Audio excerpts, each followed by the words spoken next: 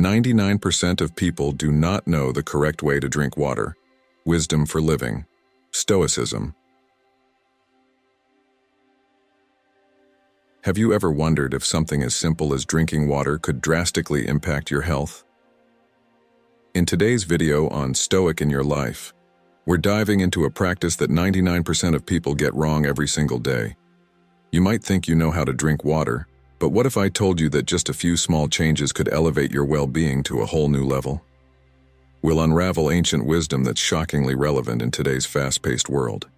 Stay with me until the end, because the final tip is one that could completely change how you view this everyday habit. Number 1. The required amount of water. It depends on several factors. Water, often referred to as the essence of life, plays a crucial role in maintaining our well-being, especially as we age. While the general recommendation is that an adult should consume about 1.5 to 2 liters of water per day, which equates to approximately 6 to 8 cups. This guideline is far from one size fits all. The correct amount of water intake is, in fact, influenced by a myriad of factors such as gender, physical activity, environment, health status, age, and even diet. This variation underscores a profound truth that our bodies, much like the rest of our lives, are governed by individual needs rather than universal standards. Marcus Aurelius once said, "Adapt yourself to the things with which your lot has been cast, and love sincerely the fellow creatures with whom destiny has ordained that you shall live." This wisdom can be applied to understanding our own body's needs and adjusting our habits accordingly, particularly when it comes to something as vital as hydration. For those who lead an active lifestyle, perhaps engaging in regular exercise or physical labor, the demand for water significantly increases. In such cases, it is not uncommon for the body to require up to 2.7 to 3.7 liters of water daily to compensate for the fluids lost through sweat. This is particularly pertinent for men aged 40 to 70, as maintaining proper hydration is essential for muscle function, joint health, and overall energy levels. If you are in your 70s or 80s, the necessity to stay hydrated becomes even more critical, as the body's ability to retain water diminishes with age, leading to a higher risk of dehydration, which can have serious consequences on health. This connects to the Stoic principle of living according to nature, which means recognizing and respecting the natural needs of your body to live a harmonious and healthy life. For children, water needs are primarily determined by their age and weight, with the general recommendation being around 28 to 30 milliliters per kilogram of body weight. This is a reminder of how fluid our needs are throughout different stages of life. Similarly, those living in hotter climates or experiencing sweltering summer months will find that their water needs rise as the body works harder to regulate its internal temperature through sweating. Such conditions make it imperative to listen to your body's signals and adjust your water intake accordingly. Seneca, another Stoic philosopher, wisely remarked, "It is not because things are difficult that we do not dare, but because we do not dare that they are difficult." The lesson here is that while it may seem cumbersome to adjust our habits and pay attention to our hydration, it is through these small acts of self-care that we maintain our strength and vitality as we age. To accurately determine the amount of water you should consume, a simple yet effective formula can be applied. Multiply your weight in kilograms by 40 milliliters, or by 43 to 45 milliliters if you engage in intense physical activities. It's important to remember that this calculation encompasses all sources of hydration, including water obtained from food, soups, and other beverages. This tailored approach to hydration, especially if you are 70 to 80 years old, reflects the Stoic emphasis on personal responsibility and attentiveness to one's own life, mirroring the philosophy's call to take charge of one's actions and health. Furthermore, in modern life, where many of us find ourselves distracted by technology and overwhelmed by daily responsibilities, it is easy to neglect the simple yet essential act of drinking enough water. However, this neglect can have far-reaching consequences. Dehydration can lead to headaches, fatigue, and even impair cognitive function. issues that are particularly concerning for older adults.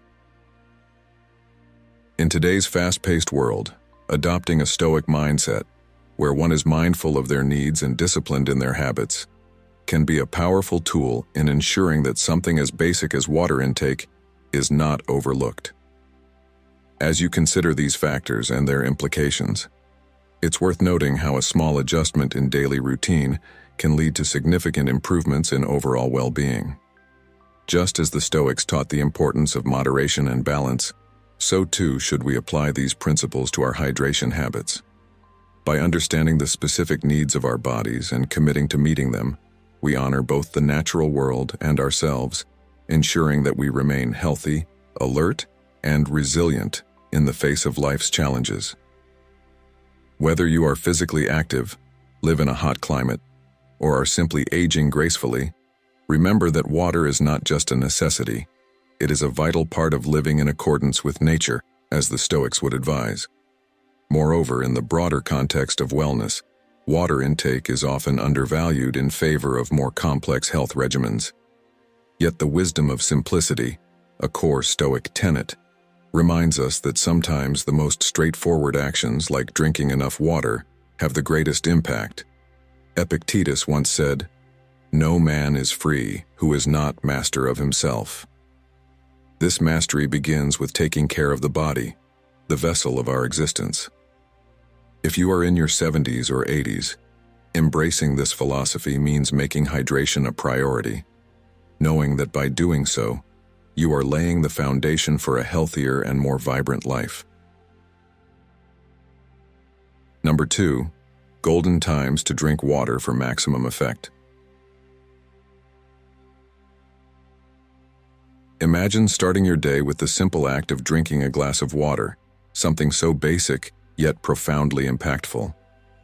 The truth is, 99% of people overlook the correct way to drink water, missing out on its incredible benefits. Water, the elixir of life, is often taken for granted, yet it plays a vital role in maintaining our health, supporting digestion, circulation, and even detoxifying our bodies. But the secret lies not just in the act of drinking water, but in when you drink it. Let's dive into the golden times that can transform this ordinary act into a powerful tool for your well-being. First, consider the first thing you do in the morning. After a long night's sleep, your body is naturally dehydrated, and your organs are sluggish from hours of inactivity. Drinking a glass of warm water upon waking is like pressing the reset button for your body. It gently wakes up your internal organs, kickstarting your digestive system and flushing out the toxins that have accumulated overnight. This simple habit not only revitalizes your body, but also sets a positive tone for the day ahead. You might think of this as a way to nourish your body right from the start, aligning with the Stoic principles of caring for your physical vessel, which is the foundation of your existence. Next, think about the time before you sit down for a meal. Drinking water 15 to 30 minutes before eating is another golden moment that can make a significant difference. It helps curb hunger and prepares your digestive system for the work ahead. This practice aids in weight management by reducing your overall food intake, a small but consistent step toward maintaining a healthy body, a key aspect of living a balanced, Stoic life. Moreover, it regulates blood pressure and improves circulation, which reduces the strain on your stomach during digestion. This simple act of preemptive hydration embodies the Stoic idea of preparation and moderation, ensuring that you are ready for the challenges of the day with a calm and balanced mind.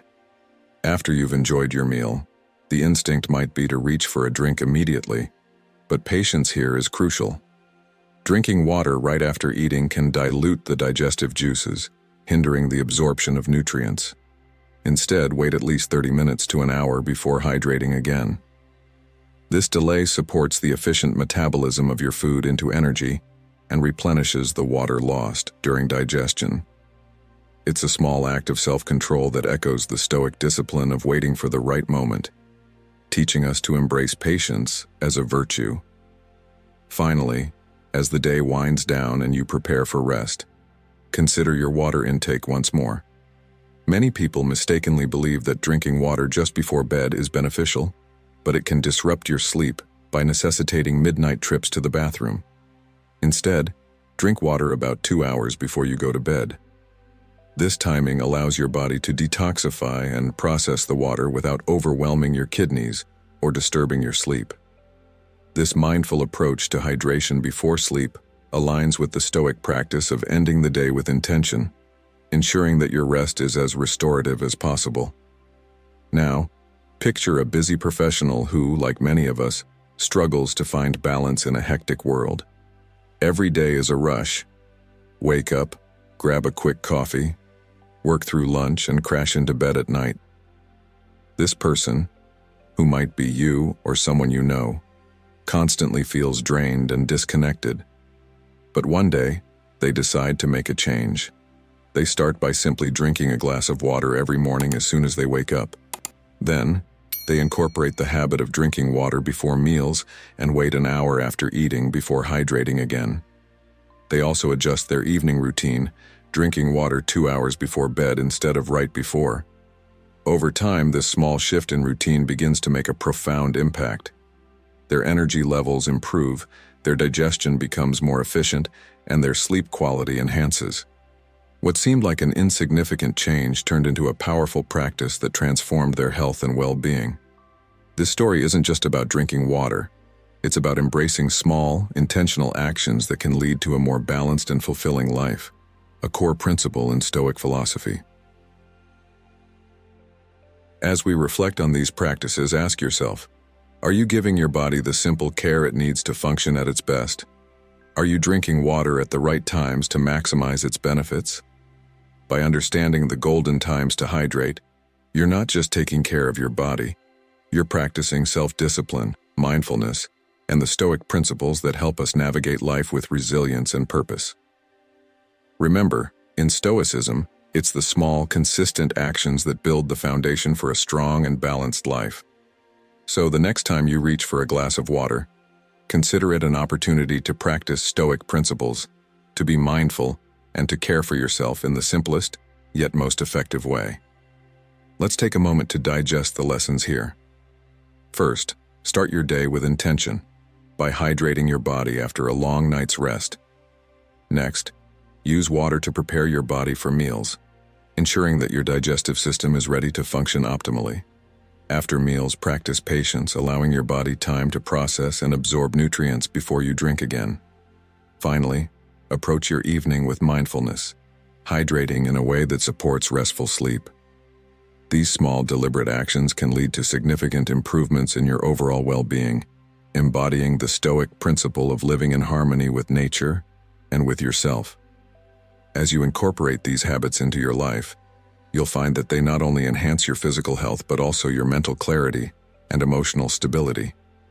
In the end, the way you drink water might seem trivial, but in reality, it's a profound practice that touches on the core of what it means to live a Stoic life, simple, intentional, and in tune with the natural rhythms of your body and mind. So, as you move forward, remember that every sip of water is a step towards a more balanced and harmonious life. How will you choose to embrace this simple yet powerful practice? Will you take the first step towards a healthier, more mindful way of living? The choice is yours, and in that choice lies the power to transform your life, one glass of water at a time. Number 3. Essential tips for drinking water correctly.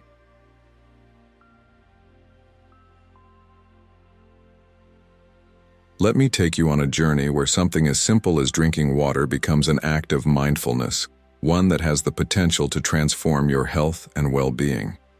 You see, most of us take for granted the act of drinking water. We turn on the tap, grab a bottle, and gulp it down without a second thought.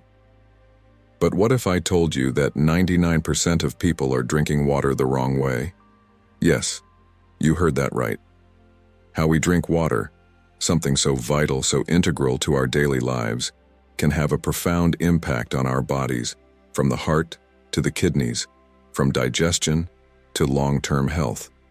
So let's dive in deeper and explore how drinking water the right way can unlock a healthier version of you. Let's start with a fundamental question. Have you ever paid attention to how fast you drink water? Most of us are guilty of downing a glass in one go, especially when we're thirsty. But here's where the wisdom of the ages comes into play. Slow and steady wins the race, as Aesop so wisely said. Drinking water too quickly can overwhelm your body, diluting your blood, and putting unnecessary strain on your heart and kidneys. You may feel refreshed for a moment, but your body is actually working harder to process that sudden rush of water.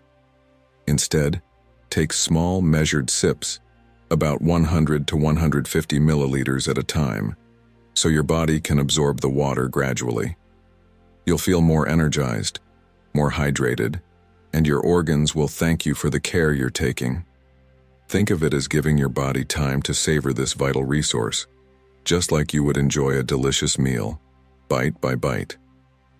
Doesn't it make sense to treat water with the same respect? Now, let's talk about posture. Have you ever noticed that you tend to drink water while standing up, maybe on the go or while you're in the middle of another task? It might seem convenient, but did you know that this simple habit could be doing more harm than good? When you stand and drink, the water moves rapidly through your body, bypassing your vital organs and heading straight to your intestines. This reduces its absorption efficiency and could even lead to long-term problems such as arthritis, kidney damage, and digestive issues. On the other hand, when you sit down to drink, your body is in a state of calm and relaxation, allowing the water to flow evenly and nourish your organs more effectively. Sitting to drink is a small but powerful change you can make in your routine, one that has the potential to improve your digestion, protect your kidneys, and even save you from joint pain down the road. It's a simple shift that brings profound benefits. As the philosopher Seneca once said, sometimes even to live is an act of courage. In this case, even to drink water correctly is an act of wisdom. And now let's talk about temperature. We all know that water is essential, but have you ever wondered what the ideal temperature is for optimal hydration? The answer lies somewhere between 15 and 30 degrees Celsius. Water at this temperature is closest to your body's natural temperature, making it easier to absorb. But here's the thing. Most of us drink water that's either too cold or too hot, without realizing the harm it could cause. Cold water might feel refreshing, especially on a hot day, but it can constrict your blood vessels, slowing down your digestion and even causing discomfort.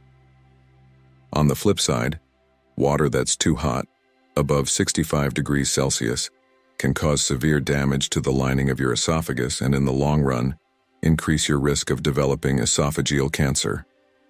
Let that sink in for a moment. Something as simple as the wrong water temperature could potentially put your health at risk. So the next time you reach for a glass, take a moment to check the temperature. This small adjustment could be the key to unlocking better digestion, better hydration, and better health overall. Now here's a question for you. How often have you stopped to think about the quality of water you drink? Not just in terms of purity, but also how you consume it. Water is life, but how we drink it determines how much life it gives back to us. This brings to mind the words of Marcus Aurelius. You have power over your mind, not outside events. Realize this, and you will find strength. In the same way, you have power over how you drink water, and that simple act can lead to greater strength, clarity, and vitality. If something as basic as sipping slowly, sitting down, and choosing the right temperature can have such profound effects on your health, imagine what other small changes in your daily routine could do. Let's open this up for reflection. When was the last time you consciously drank water in a way that honored your body? And more importantly, how can you incorporate these small but meaningful changes into your everyday life?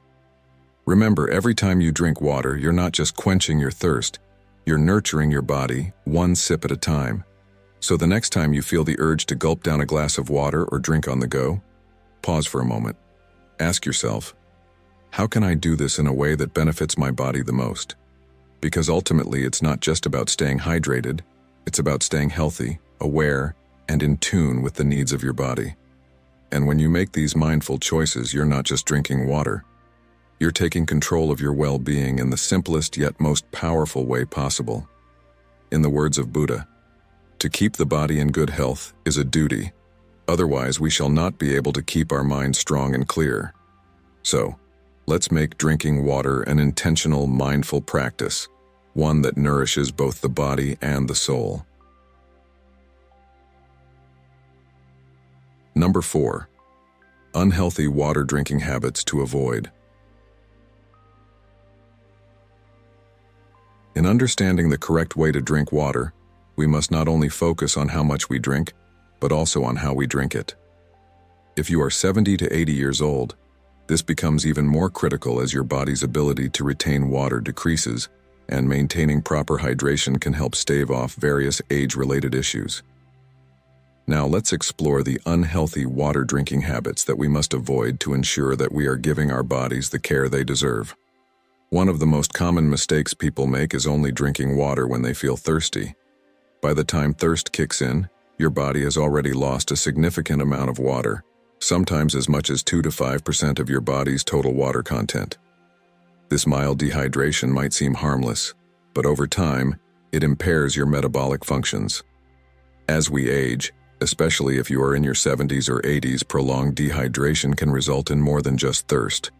It manifests in dry, dull skin and even hastens the appearance of wrinkles. It was the Stoic philosopher Epictetus who said, "No man is free who is not master of himself."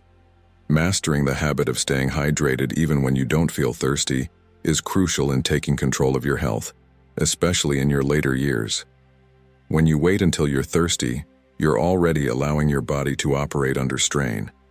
Moreover, many people make the mistake of replacing plain water with flavored or sugary drinks, thinking they are hydrating themselves.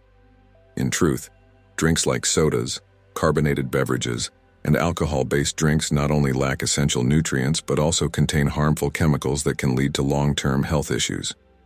In the same way that Marcus Aurelius advises us to choose not to be harmed, and you won't feel harmed, by making informed choices about what we consume, we prevent the slow degradation of our bodies. These sugary alternatives increase your risk of obesity and diabetes, and if you are 70 to 80 years old, these risks are even more pronounced. These drinks also reduce the efficiency of your digestive system, further complicating your overall health and well-being. In today's world, where the temptation of convenience often outweighs wisdom, it is crucial to remember the importance of plain water, nature's simplest and most effective drink. Another unhealthy habit is drinking water immediately after a meal. Many people do this without thinking, not realizing the harm it causes. When you drink water right after eating, it dilutes the stomach acids that are essential for proper digestion. This dilution can reduce your body's ability to break down food effectively, which in turn leads to poor nutrient absorption. Over time, if this habit persists, it can seriously harm your digestive system, especially if you are in your 70s or 80s. This small, seemingly harmless act can cause lasting damage. In the same way that Seneca believed we suffer more often in imagination than in reality, sometimes our seemingly innocent habits are doing more harm than we realize. Drinking water too soon after meals weakens the digestive process, and if this pattern is maintained over the years, it can lead to chronic digestive issues.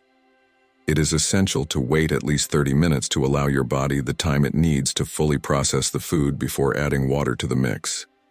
In modern life, where everything seems rushed and convenience-driven, it's easy to fall into these unhealthy habits without even realizing it. But as we take a step back, we must remind ourselves of the basics. Hydration is not just about drinking water, but doing so in a way that supports our body's natural rhythms and functions. As we age, especially if you're 70 to 80 years old, making these small but significant changes in your daily routine can have a profound effect on your overall health and vitality. By recognizing these unhealthy habits and consciously avoiding them, you take a step toward mastering your own health. Just as the great Stoic philosopher Marcus Aurelius once said, "The impediment to action advances action. What stands in the way becomes the way." By recognizing these bad habits, you turn them into opportunities to improve and become more mindful of how you hydrate your body.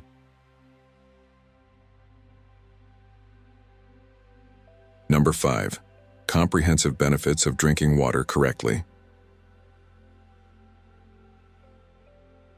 Drinking water may seem like a simple act, but it holds remarkable power when done the right way. It's something we all do every day without giving it much thought, yet how many of us truly know how to drink water to maximize its benefits? Proper hydration doesn't just quench your thirst, it fuels the very mechanisms that keep your body functioning at its best. From the way your skin glows to the way your heart pumps, drinking water the right way is essential. For instance, when we talk about skin health, it's not just about applying moisturizers or expensive creams. The real secret lies in keeping your skin hydrated from within. Water maintains skin moisture, and when you drink it regularly, it helps reduce wrinkles and keeps your skin looking youthful and elastic. Imagine feeling the difference in your skin over time, as water helps to naturally maintain its glow and resilience. But the benefits don't stop at beauty. Drinking water correctly is a cornerstone of good digestion, something many people struggle with as they get older. Water softens food, making it easier for your body to digest and absorb the nutrients you need to stay strong and healthy. We all know that feeling after a big meal when digestion seems slow and uncomfortable. Drinking enough water can ease this process, helping your body to work with greater efficiency. Think of it like this. Water is the oil that keeps the engine of your digestive system running smoothly, without friction. And let's not forget about your heart. Proper hydration can improve blood circulation, a crucial factor in maintaining heart health and stable blood pressure. You've probably heard stories of people who struggle with high blood pressure or heart issues later in life. And while there are many factors involved, dehydration is often an overlooked piece of the puzzle. Water supports the cardiovascular system by thinning the blood and helping it flow more easily throughout the body, reducing strain on the heart. As a result, it can lower the risk of heart disease. Have you ever thought about how something as simple as drinking enough water could play such a big role in protecting your heart? One of the most surprising effects of proper hydration is its impact on metabolism and weight loss. Drinking water boosts your metabolism, helping you burn calories more efficiently. It also flushes out toxins from the body, which is a key factor in weight management. Many people turn to complex diets and exercise routines, but what if one of the simplest things you could do to kickstart your weight loss journey was to just drink more water? Studies have shown that those who drink water regularly, especially before meals, tend to consume fewer calories, which can naturally lead to weight loss. It's a small habit that can have a big impact. So here's where we tie it all together. Water is more than just a drink. It's the foundation for a healthier life. Imagine waking up each day feeling refreshed, your skin glowing, your digestion smooth, your heart beating strong, and your body working efficiently to maintain your weight. All of this starts with a glass of water. Are you drinking enough? More importantly, are you drinking it the right way? One powerful practice is to drink a glass of water first thing in the morning before anything else. This can kickstart your metabolism and hydrate your body after hours of sleep. Try it for a week and see how you feel. Notice the difference in your energy, your skin, your digestion. The lesson here is simple but profound. Never underestimate the power of water. It's a vital part of life that we often take for granted, but when you pay attention to it, the benefits can transform your body, mind, and overall well-being. What small changes can you make today to start drinking water the right way and unlock its full potential in your life? For individuals aged 70 to 80, there are specific considerations to keep in mind when drinking water to maintain good health. Let's talk about something incredibly important, something that 99% of people may not even realize they're doing incorrectly: drinking water. You might think, how could I possibly be doing something as simple as drinking water the wrong way? But the truth is, especially if you're in your 70s or 80s, there are some specific considerations you should take to heart to ensure that your water consumption is supporting your overall health, not undermining it. First, let's focus on a reality that most of us don't often think about. As we age, our body's ability to signal thirst diminishes. That sensation of feeling thirsty isn't as strong as it once was, and that can lead to dehydration before you even realize it. Now, dehydration in older adults is no small matter. It can lead to a host of complications, including kidney problems, dizziness, and confusion. So, what can you do? Even if you don't feel thirsty, make it a habit to drink water regularly throughout the day. Don't wait for your body to remind you. Take control. Another key factor to think about is medication. Many people over 70 are on medication, and some of these medications, like diuretics, can deplete your body's water reserves faster than you think. You might be taking these medications to manage your blood pressure or heart health, but did you know they could also be putting you at risk of dehydration? Have you ever noticed feeling lightheaded or unusually fatigued? That could be your body telling you that it needs more water. Always consult your healthcare provider to make sure you're adjusting your water intake to match your medication needs. An ounce of prevention is worth a pound of cure, as Benjamin Franklin wisely said. Now here's something else that's often overlooked: how you drink your water. For older adults especially, gulping down large amounts of water at once can overwhelm the kidneys. This might surprise you, but drinking water in small, frequent sips throughout the day is far more effective at keeping you hydrated without stressing your body. What's the last time you sipped water slowly and savored it instead of rushing through it? This simple change in habit could make all the difference for your health. Temperature is another aspect to consider. If you've ever felt a bit queasy after drinking ice-cold water or overly warm water, there's a reason for that. Lukewarm or room temperature water is gentler on your digestive system, and this is especially important for older adults. Think of it as giving your body a break. Why put unnecessary stress on your system when a simple adjustment can keep things running smoothly? The next time you reach for a glass of water, pause for a second and ask yourself, what temperature will be the most soothing for me? Next, hydration doesn't just come from what you drink, but from what you eat as well. Water-rich foods like watermelon, oranges, cucumbers, and lettuce can help maintain your hydration levels without the need to constantly sip water. If drinking large amounts of water feels like a chore, these foods can be an easy and enjoyable way to stay hydrated. Have you ever thought about how much water is in the foods you eat every day? What would happen if you started incorporating more hydrating foods into your diet? Drinking water might seem like a simple, almost automatic action, but when you're in your 70s or 80s, it's something that requires a bit more thought and care. Your body deserves that attention, don't you think? So, next time you fill up a glass, consider all these factors. Are you drinking enough? Is the temperature right for you? Are you adjusting based on your medication? These small adjustments can have a profound impact on your health and well-being. Hydration isn't just about gulping down a few glasses when you're thirsty. It's about developing a mindful approach to drinking water that adapts to your body's changing needs as you age. The sixth and foremost, be vigilant about monitoring for signs of dehydration, a condition that often goes unnoticed, especially in older adults whose thirst signals might have dulled over time. Dehydration can manifest through subtle indicators like dry mouth, dark-colored urine, dizziness, and fatigue. These symptoms can escalate quickly into more severe complications like confusion and kidney strain, which is why being attuned to your body's signals is critical. Remember the words of Seneca, "Every new beginning comes from some other beginning's end." This is true for your health as well. Each small act of care you give your body now can prevent significant health issues down the road. As we grow older, especially if you're in your 70 to 80 years, the routine of drinking water needs some fine-tuning.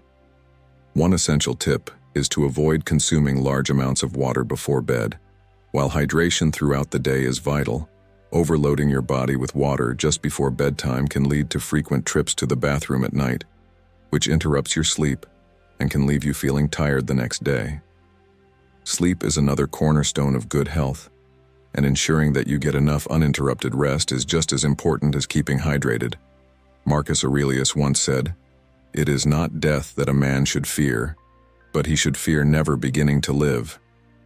This quote speaks volumes when we think about the need to focus on our present-day health habits to ensure a vibrant, healthy life as we age. Consulting healthcare providers regularly is another crucial step, especially as underlying health conditions like heart failure or kidney issues may require specific hydration guidelines. For example, if you're taking medications such as diuretics or managing a chronic illness, your water needs might differ from someone who doesn't have these conditions. Getting advice from professionals ensures you're adjusting your intake in a way that benefits your unique health situation. If you're 70 to 80 years old and managing multiple health conditions, take the time to understand how hydration fits into your broader health plan. As the Stoic philosopher Epictetus reminds us, it's not what happens to you, but how you react to it that matters. The same applies to how we adapt to our health as we age. Your proactive efforts today will yield rewards in maintaining vitality and resilience in your later years. Now consider the importance of timing and moderation when drinking water throughout the day.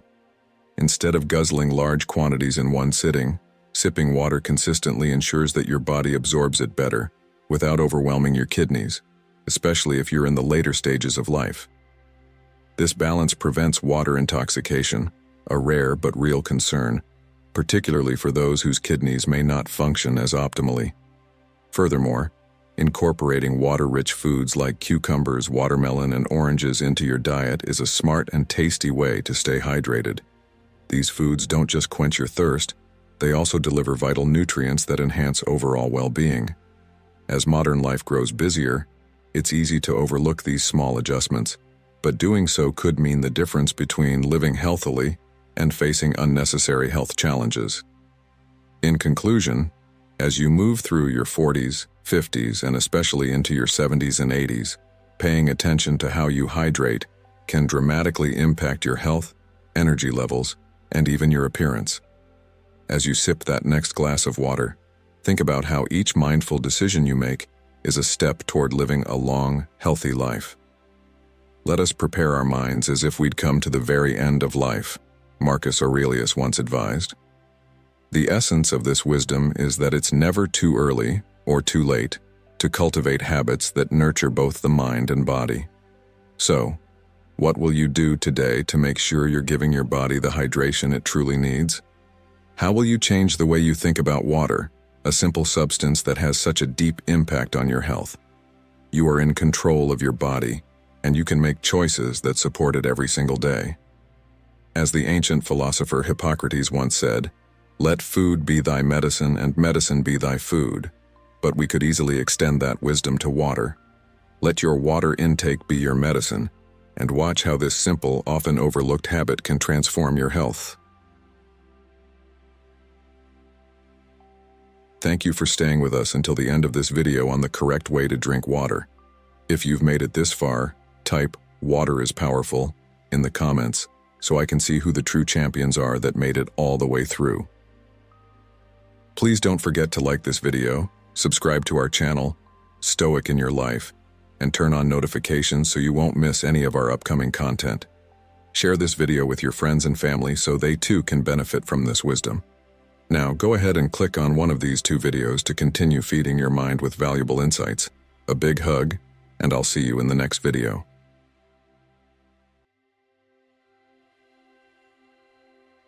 Don't do these 5 things that make you too unattractive. Stoicism. Change your thoughts and you change your world. Norman Vincent Peale once famously said. This powerful idea lies at the heart of Stoicism and is pivotal to our discussion today on the Stoic in Your Life channel. As we explore life's journey, the aspiration to become our best selves can often be hindered by certain habits and behaviors that unknowingly make us less attractive. Today, we're diving deep into 5 specific habits that may be sabotaging your appeal. This exploration is not merely about identifying these behaviors, but understanding them profoundly and learning effective strategies to transform them.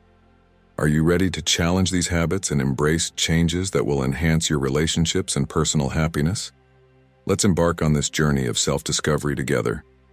If you're eager to start making these positive changes, comment below, share your thoughts and experiences, and join a community committed to growth and virtue. Let's learn, evolve, and thrive together with the timeless wisdom of Stoicism guiding us. What's the first habit you're ready to change? Let us know in the comments. 1. Bragging.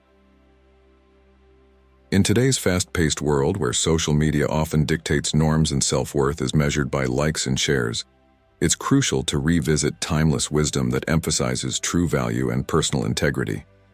Stoicism, a philosophy that advocates for self-control, humility, and personal growth, offers profound insights on why certain behaviors, such as bragging, can be detrimental to our character, and how they can alienate us from others.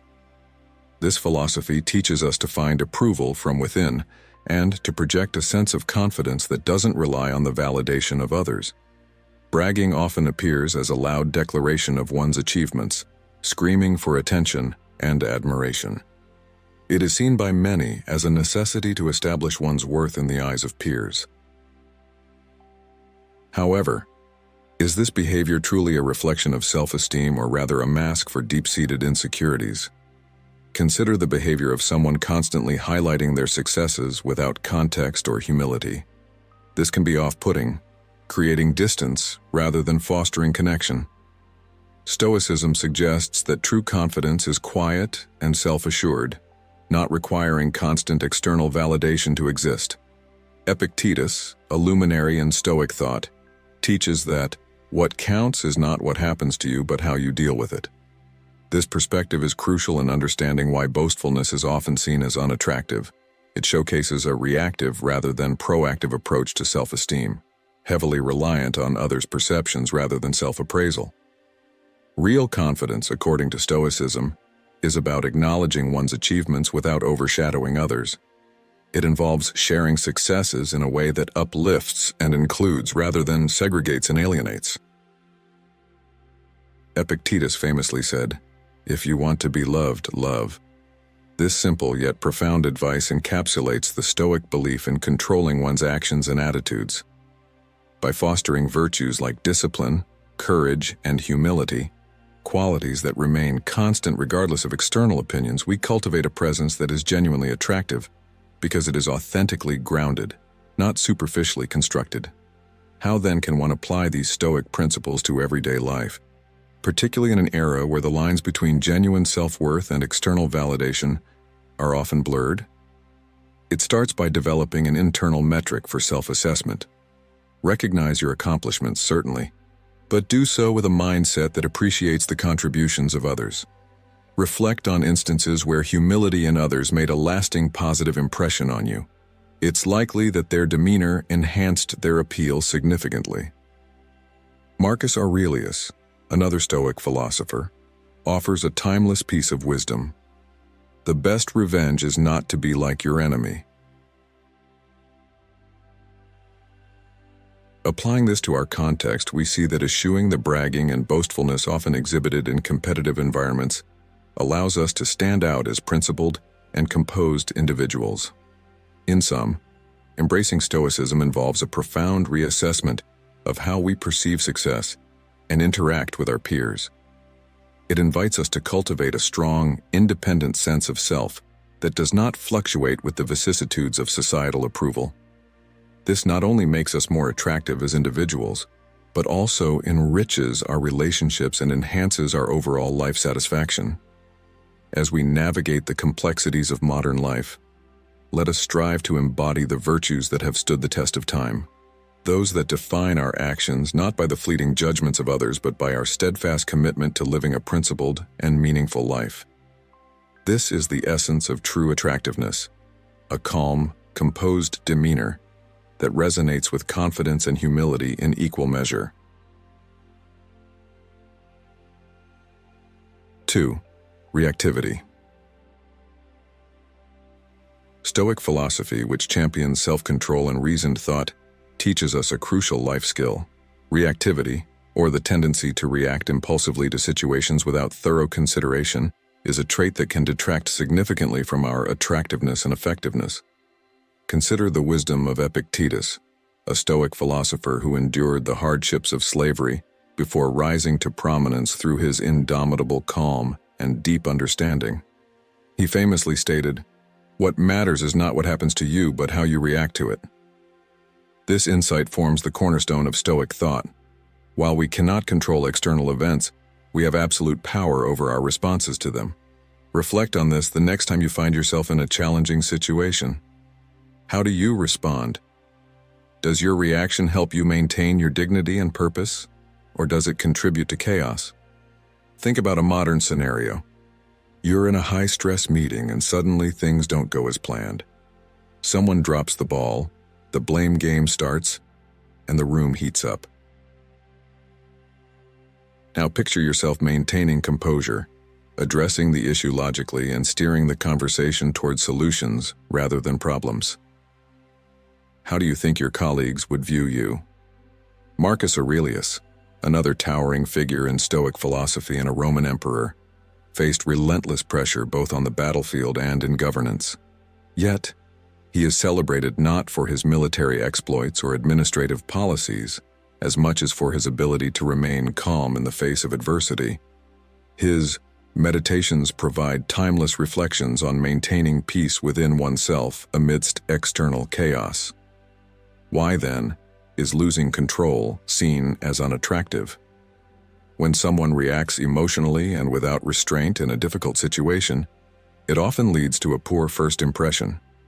Uncontrolled reactions are seen as a sign of weakness rather than strength, reflecting a lack of self-mastery that is highly valued in both personal and professional realms.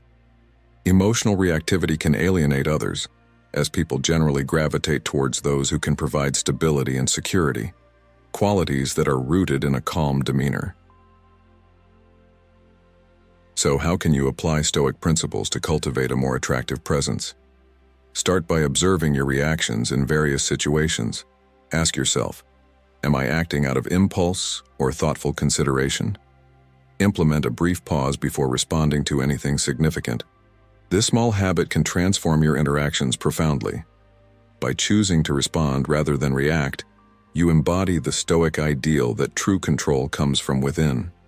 To sum up, the essence of what makes someone genuinely attractive and effective in life lies in their ability to maintain composure and think logically under pressure.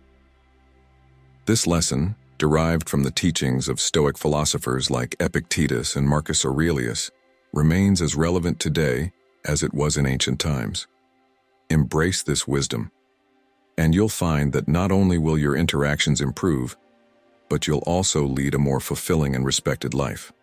So, next time you face a challenge, remember, it's not the situation that defines you, but your response to it. How will you choose to react? The Stoics teach us that it is not external events that shape our lives, but rather our responses to them. Marcus Aurelius, a Roman emperor and a Stoic philosopher, famously said, "You have power over your mind, not outside events. Realize this, and you will find strength." This quote underscores the essence of Stoicism and offers a valuable lesson in leadership and personal growth. By maintaining our composure and responding thoughtfully regardless of the circumstances, we command respect and emerge as true leaders in both our personal and professional lives.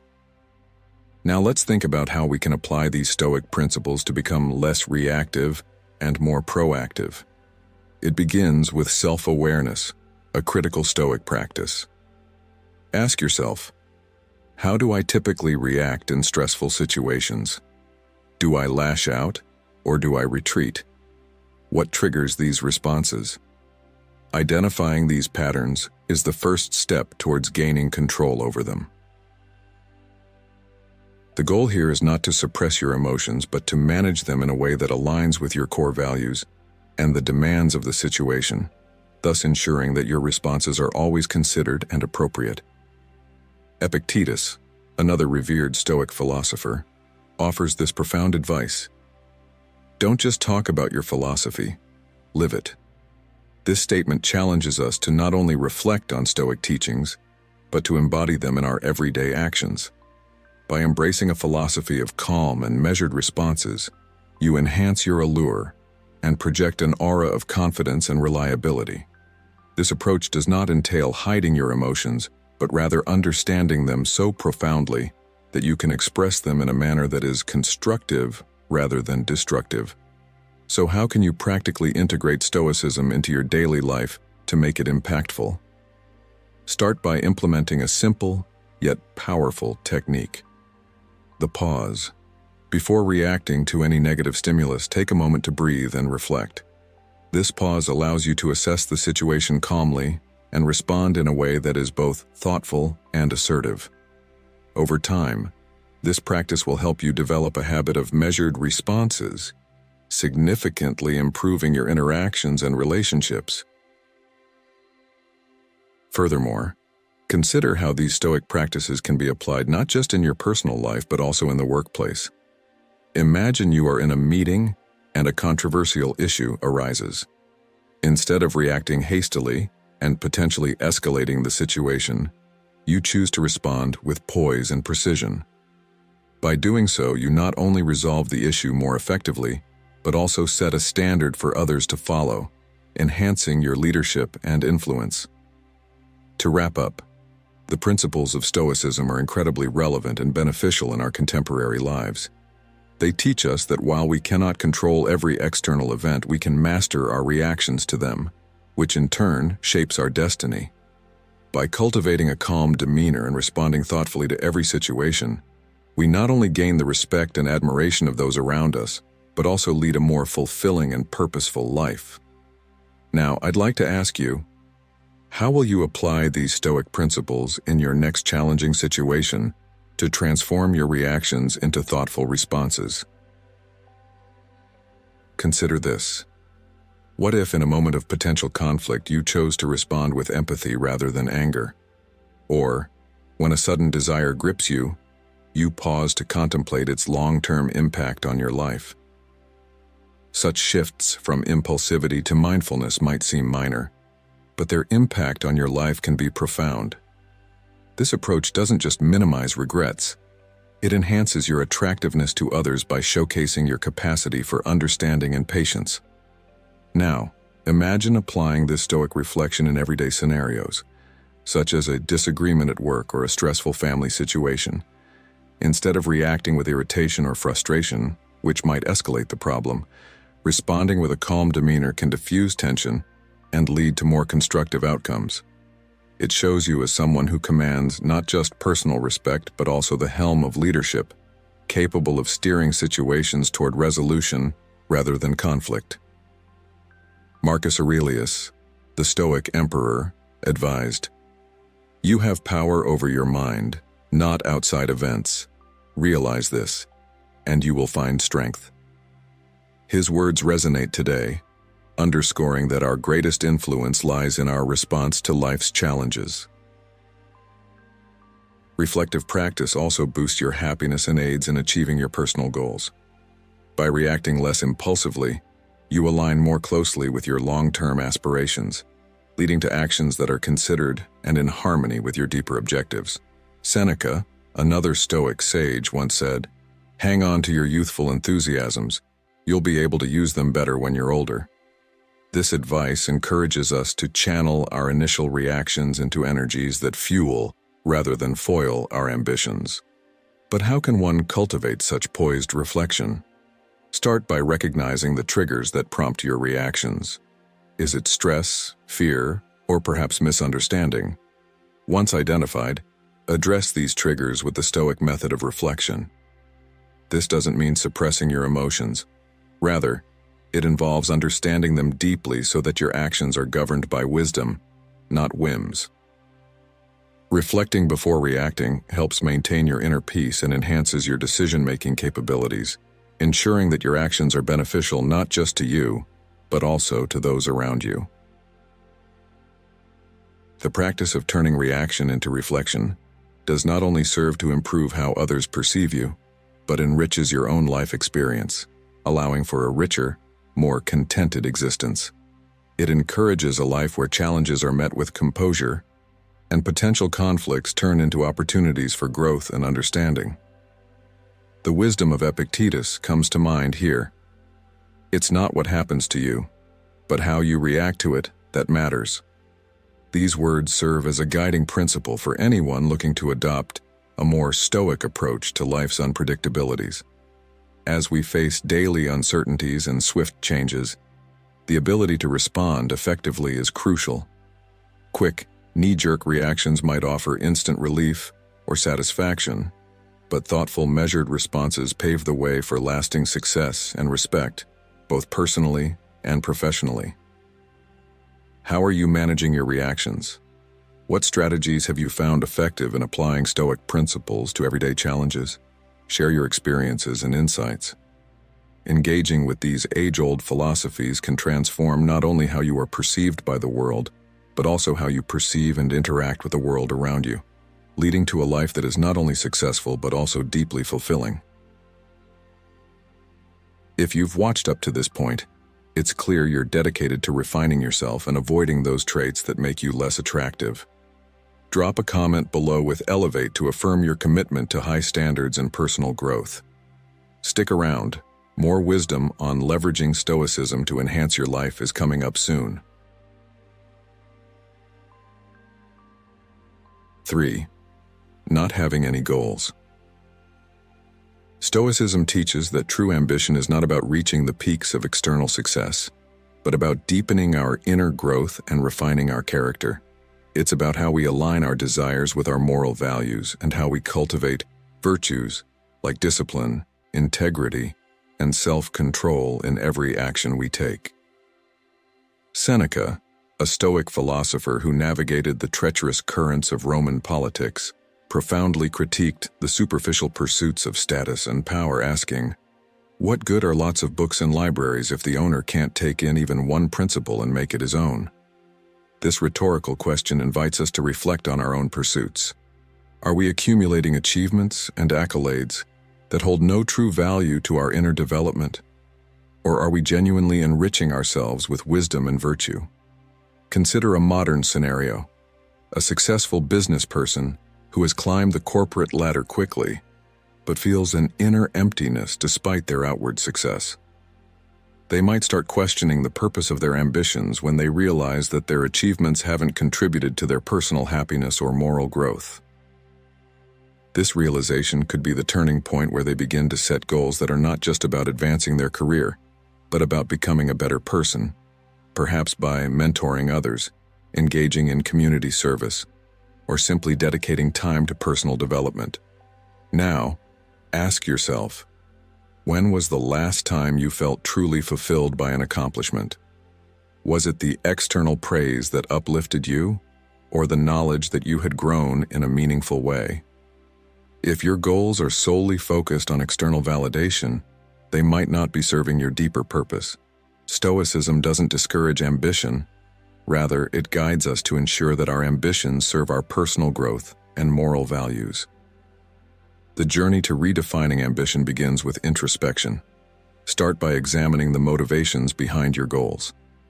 Are they driven by societal expectations, or do they resonate deeply with your personal values? Every step you take towards a goal should be a step towards becoming the person you aspire to be, not just the role you seek to fill. By adopting a Stoic approach to ambition, you not only transform your own life but potentially inspire others to rethink their paths as well. This shift from chasing fleeting accolades to cultivating lasting virtues is what leads to true satisfaction and a legacy of integrity. As Marcus Aurelius, another great Stoic, once said, "Waste no more time arguing about what a good man should be. Be one." This powerful directive challenges us to live up to the ideals we admire, turning our ambitions into channels for personal excellence and ethical living. So, as we move forward, let us each reflect on our ambitions. Are they pushing us toward genuine self-improvement, or are they merely propelling us along a superficial race for more? How can we ensure that our goals lead us not just to success in the eyes of the world, but to a deeper sense of fulfillment and ethical integrity? Share your thoughts and experiences in pursuing ambitions that resonate with your core values. Let's engage in a dialogue that celebrates ambitions that are not only about rising high, but also about delving deep into the essence of who we truly are and aspire to be. Epictetus, a seminal figure in Stoicism, simplifies this profound concept into a practical axiom. First, tell yourself what kind of person you want to be, and then do what you need to do. This directive challenges us to first envision the virtuous individual we aspire to become, and subsequently mold our actions to embody these ideals. It's about fostering qualities within ourselves that resonate with our deepest values, rather than pursuing superficial markers of success. This form of ambition, therefore, isn't about reaching a finish line adorned with external rewards, but about evolving continually towards personal excellence. The Stoic view on ambition involves a profound redefinition. It's about building resilience and enhancing oneself through persistent self-reflection and personal development.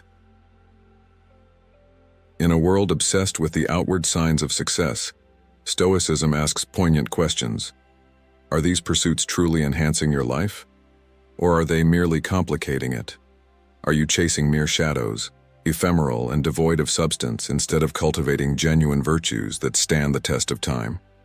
Marcus Aurelius, another towering Stoic thinker and a Roman emperor, eloquently expressed this idea when he remarked, "The only wealth you will keep forever is the wealth you have given away." His perspective suggests that true ambition extends beyond personal gain and includes contributions to the well-being of others. It posits that the most enduring form of wealth is found not in what we accumulate for ourselves, but in what we share for the common good. This perspective doesn't just elevate our sense of purpose, it also enhances our appeal as compassionate and community-oriented individuals. Now, let's reflect on this. How does this Stoic interpretation of ambition resonate with your personal goals? Are your ambitions serving a higher purpose, or merely feeding the ego? What steps can you take to align your aspirations more closely with the Stoic ideal of virtue and service? Engage in this reflection not just as an intellectual exercise, but as a practical guide to reorienting your life's goals. By embracing Stoic principles, you not only enrich your own life, but also contribute positively to those around you, fostering a legacy that transcends material success. This shift in perspective about ambition is not merely philosophical, but deeply practical. It encourages us to live lives marked by meaningful achievements that truly resonate with who we are and aspire to be, rather than being driven by fleeting desires or societal pressures. As you navigate the complexities of life, challenge yourself to form ambitions that reflect the true wealth of generosity, resilience, and virtue. In doing so, you cultivate a life not just of success, but of significance. What will your first step be towards this kind of Stoic ambition? Share your thoughts, and let's discuss how we can support each other in this journey towards a more purposeful and fulfilling life. This approach to life resonates deeply with Stoic philosophy, which teaches us that the true purpose of ambition is to cultivate a life marked by virtue, wisdom, and genuine happiness. As the Stoic philosopher Seneca once said, "Our plans miscarry because they have no aim. When a man does not know what harbor he is making for, no wind is the right wind." In modern life, many individuals experience a sense of aimlessness, not because they lack ambition, but because they lack clear goals that resonate with their innermost values. Setting precise objectives provides not only direction and motivation, but also a framework through which one can measure personal growth and success. It guides our actions and decisions, ensuring that each step taken is purposeful and impactful. Without such clarity, it's all too easy to succumb to the chaos of everyday demands, losing sight of one's deeper aspirations. Achieving these goals brings a profound sense of accomplishment. This isn't just about ticking boxes or achieving societal benchmarks of success. It's about the personal fulfillment that comes from knowing you're progressing towards your true potential. Every milestone reached is a celebration of the journey and the effort invested, reinforcing the joy and pride found in personal growth. However, the journey towards these milestones can often be fraught with challenges. Here, the Stoic practice of endurance comes into play. Stoicism teaches that obstacles are not impediments but opportunities to fortify one's character. As Marcus Aurelius noted, the impediment to action advances action. What stands in the way becomes the way. This mindset instills a resilience that drives one to persevere, maintaining focus and momentum even in the face of adversity. Linking these philosophical insights to modern life, it becomes evident that setting and pursuing well-defined goals is not an act of selfish ambition, but a stepping stone to a richer, more interconnected existence. These goals act as conduits through which one can channel efforts not only for personal advancement but for the betterment of society as a whole. As we each strive towards our individual aspirations, we contribute to a larger narrative of progress and communal good. Therefore, let us choose to view our ambitions not as mere endpoints or trophies to be collected, but as means to enrich our lives and the lives of others. In doing so, we weave a tapestry of collective achievement and shared joy, thereby fulfilling the true promise of Stoic ambition, a life not measured by accomplishments but by the service and virtue we share along the way. This is the path to not only achieving success, but also living a life that is deeply fulfilling and profoundly impactful. Goals aren't just milestones on a chart. They are the fuel for your journey towards becoming a better version of yourself. They compel us to acquire new skills, gather new information, and experience things we never would have otherwise. Imagine living a life without these signposts. It's easy to see how one could remain stagnant, missing out on invaluable opportunities to grow. Let's talk about how goals give our lives both meaning and direction. They do more than just fill our days with tasks. They imbue our daily actions with purpose, leading us towards a life that is not just lived but cherished. Picture a life where each day contributes to a larger picture of who you want to become. This clarity transforms how we plan and tackle our days, keeping us energized and focused, even when the road gets tough. Without such goals, it's all too common to find ourselves drifting through life, unclear about where we're heading, which often leads to feelings of frustration and disappointment. Let me share a story that illustrates this perfectly. Consider the tale of Michael, a software developer who felt lost in the routine of his daily work. Every day seemed the same until he decided to set a personal goal to contribute to an open-source project. This goal did more than just add a task to his to-do list. It reignited his passion for coding and innovation. He not only contributed valuable code, but also connected with a community of like-minded individuals, which broadened his professional network and skill set. Michael's story is a testament to how setting goals can dramatically transform ordinary life into a thrilling adventure of continuous growth and unexpected opportunities. Now, why is setting goals so crucial for your happiness and success? They provide us with a lens through which to view our choices, a roadmap that guides our efforts, and a yardstick by which we measure our progress. They shape our lives in profound ways, turning everyday actions into steps towards personal fulfillment and professional success. Without clear goals, we risk meandering through life, directionless and unfulfilled. In light of this, think about what areas of your life could benefit from clearer goals. What is it that you aspire to achieve or become? Set these goals with passion and pursue them with all the vigor you can muster. Remember, the essence of our journey lies not in the destinations we reach, but in the growth we experience along the way. As you set your goals, ask yourself, how will these goals help me grow? What new skills will I learn? How will they enrich my life and the lives of those around me? In conclusion, setting goals is not just about achieving targets, but about pushing your boundaries, learning continuously, and living life to its fullest. It's about making each day count and moving steadily towards a future you have envisioned for yourself. Let these goals be your guide, your motivators, and your reasons to wake up excited every morning. Dive into life with clear intentions and watch as your world expands in incredible ways. Remember, a life rich with purpose and progress is not only more fulfilling, but also a testament to the power of living with intention. So, Set your goals, embrace the challenges, and enjoy the journey of personal evolution.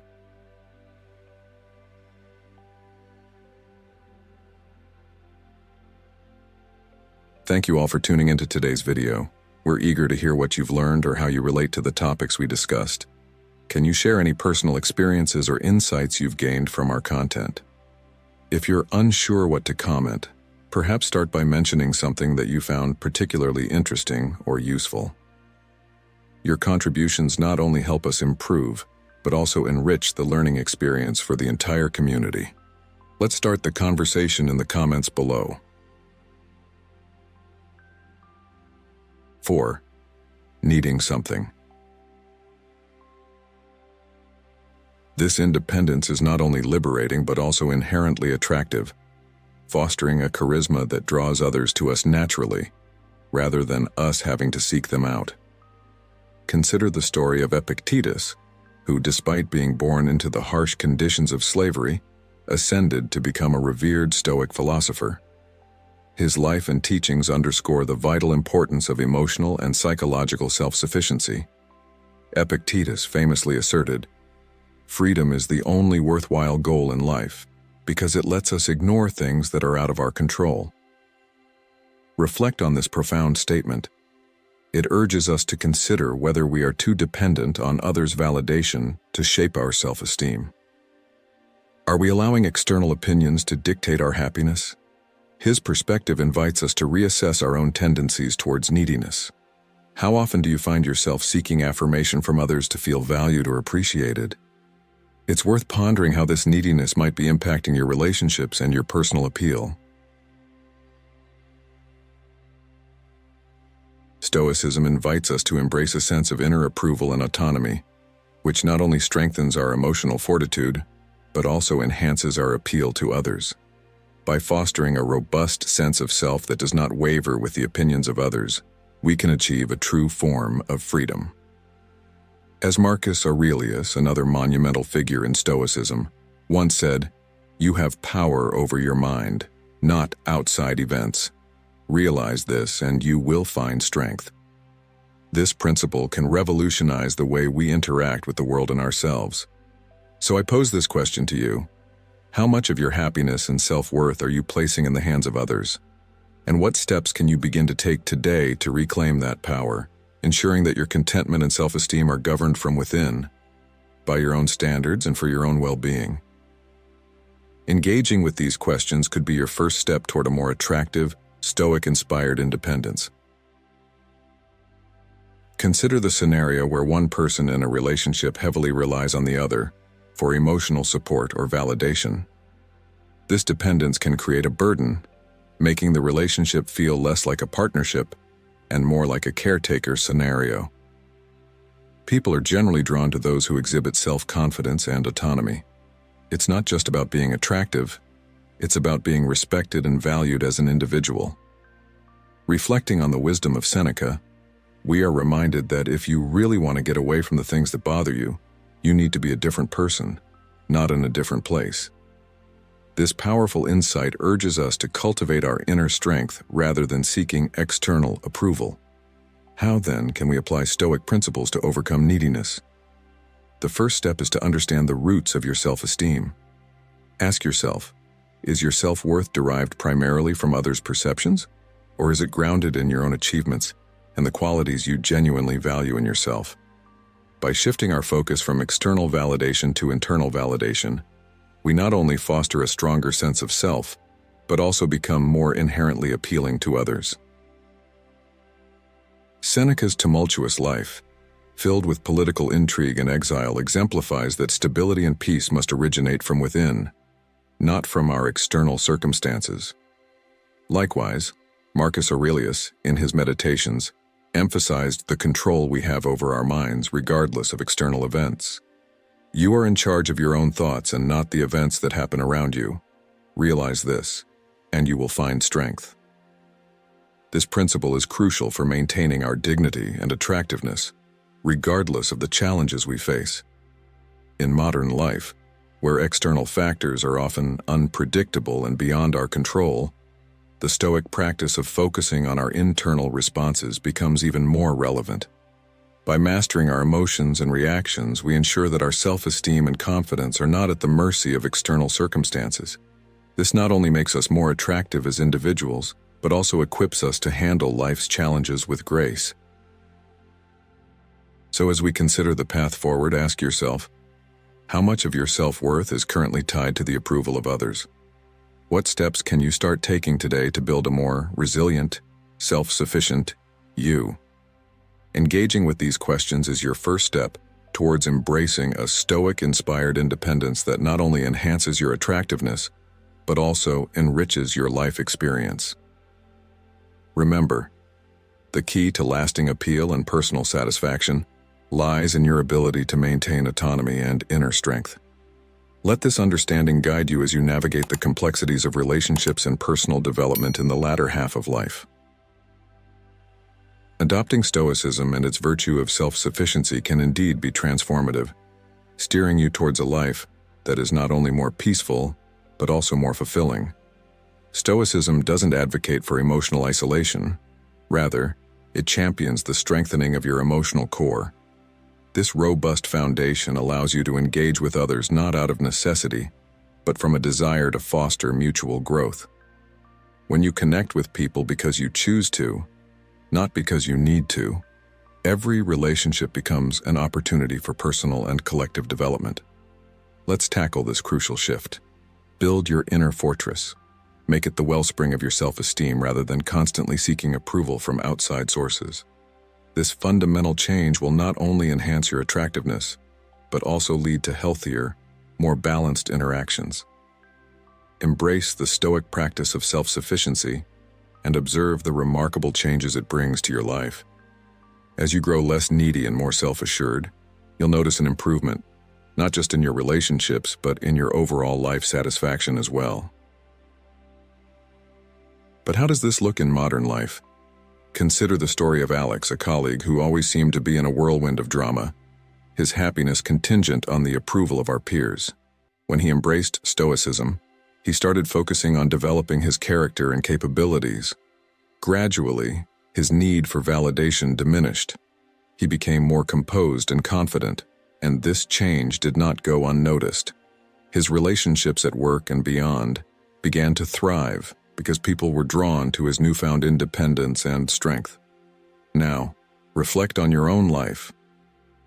How much of your self-worth is tied to others' perceptions? What steps can you begin to take today to cultivate a stronger, more independent you? Engaging with these questions is your first step towards a Stoic-inspired independence that not only enhances your allure, but also enriches your life. Remember, the key to attractive self-sufficiency lies not in detachment, but in developing a self that is complete and content in itself. What will your first step be toward building this new, resilient version of yourself? Each of us carries a unique set of needs shaped by personal experiences, cultural background, and societal norms. The concept of needing something threads through every facet of our lives, influencing our decisions, behaviors, and aspirations, whether these needs are tangible or perceived. By gaining a deeper understanding of what drives our actions and societal dynamics at large, we can begin to unravel the motives behind human behavior and societal progress. From the essential requirements for survival to the sophisticated desires that propel innovation and advancement, acknowledging our needs is the gateway to fulfillment. But how do you start this journey toward self-sufficiency and emotional strength? It begins with self-awareness. Take a moment to reflect on your own needs. Are they primarily physical, or do they skew more towards emotional and psychological? How do these needs affect your daily decisions and long-term goals? Epictetus, a Stoic philosopher, once said, "Freedom is the only worthy goal in life."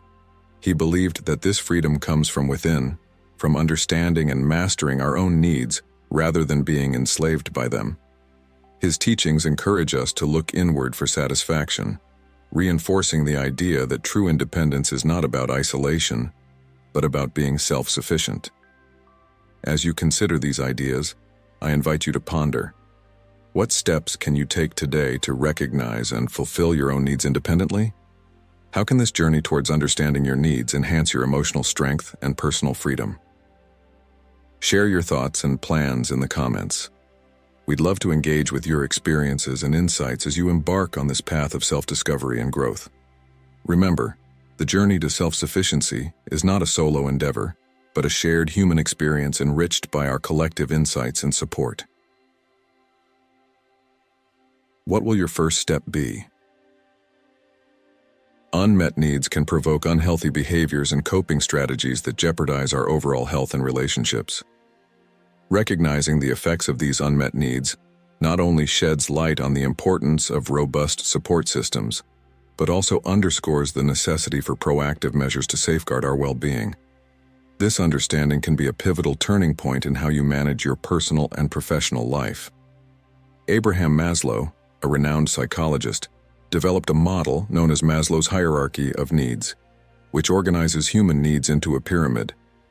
At the base are fundamental physiological needs like food and shelter, while the pinnacle is occupied by self-actualization, which represents the fulfillment of one's potential. This framework is crucial as it helps us prioritize our needs and understand the motivations behind our behaviors. For instance, without a stable foundation of basic needs, striving for higher-level aspirations can become an uphill battle. Moreover, distinguishing between needs and wants is vital for making informed decisions and effectively allocating resources. Wants, influenced often by personal desires or societal pressures, don't always align with our essential requirements for survival and well-being. This distinction is particularly challenging in consumer-driven societies, where advertising and social norms can blur the lines between what we genuinely need and what we are conditioned to desire. So, how can you apply these insights to enhance your life? First, take a moment to evaluate your own needs. Are you prioritizing the foundational aspects of your well-being, or are you caught up in the pursuit of desires that might not be essential? Reflecting on this can help you realign your priorities and focus on what truly matters. Marcus Aurelius, a Stoic philosopher, once said, "Very little is needed to make a happy life. It is all within yourself, in your way of thinking." This wisdom is particularly relevant here. It suggests that the path to satisfaction involves a focus on fulfilling real needs rather than succumbing to fleeting wants. As you move forward, consider how you can better meet your own needs and support those around you in meeting theirs. What strategies can you employ to ensure your actions are aligned with your true necessities? How can your understanding of needs versus wants guide you in making choices that not only fulfill you, but also contribute to your long-term happiness and success? In conclusion, embracing a deeper comprehension of your needs and wants, and differentiating between the two, is more than just an exercise in self-reflection. It's a fundamental step towards a more fulfilled and balanced life. What will be your next step in this journey to ensure your needs are met, paving the way for a healthier, more contented existence? Engage with these questions and let them guide your decisions, fostering a life that is not only successful on the outside, but deeply satisfying on the inside. Understanding the nuanced ways in which people's needs evolve reveals the intricate link between individual aspirations, societal structures, and the pursuit of happiness. It's about recognizing that fulfilling these needs isn't merely a personal journey, but a communal one, necessitating empathy, kindness, and proactive support. When we create spaces where everyone's needs are acknowledged and valued, we cultivate an atmosphere where growth and happiness can flourish. Consider the impact of such an environment in a modern workplace scenario. Imagine a company that doesn't just focus on output and profits, but also invests in creating a culture of autonomy and relatedness among its employees. Here, workers are not only given tasks, but are also provided with opportunities to master their roles and connect meaningfully with their colleagues. Such a setting not only enhances productivity, but also contributes to the well-being and satisfaction of every employee, leading to a more harmonious and effective workplace. So, how does this translate into actionable steps for you? How can you create or seek out environments that prioritize these deeper aspects of fulfillment in your own life, whether at work, in relationships, or within your community? What changes can you implement to ensure that your actions and surroundings resonate more with your core needs and those of the people around you? Reflect on these questions and consider the value of building an existence where fulfillment comes not from superficial achievements, but from a profound connection with your life's work and the people within your sphere. As you ponder these ideas, ask yourself, what can I do to foster an environment that nurtures not just the basic, but also the psychological and emotional needs of myself and others? How can I contribute to creating a space where every individual feels seen, appreciated, and encouraged to grow? In closing, remember that satisfaction and fulfillment are multifaceted, extending beyond mere wants and encompassing a broader spectrum of needs that are essential for a healthy, well-rounded life. By understanding and addressing these needs, not only do you enhance your own life, but you also contribute to the well-being and happiness of those around you, forging a path to a more fulfilled and contented community. What will your role be in this transformative journey? Thank you for joining today's video. Before we dive deeper, I want to take a moment to thank each of you for being part of our vibrant community. Your presence truly enriches our discussions. Feel free to share your thoughts or personal experiences in the comments. If you're not sure what to say, a simple "I'm a newbie" if you're new here, or "I am Stoic" if you've been with us for a while, will do just fine. Your engagement not only shows us you're here, but also greatly motivates our team. Now let's continue on this journey together, shall we? 5. Using self-deprecating humor. Self-deprecating humor is a subtle art that, when mastered, can make you remarkably approachable and relatable. It involves poking fun at oneself, highlighting personal flaws, weaknesses, or even those not-so-glorious moments, to elicit laughter. This type of humor can serve as a bridge, connecting you with others by demonstrating your humility and openness.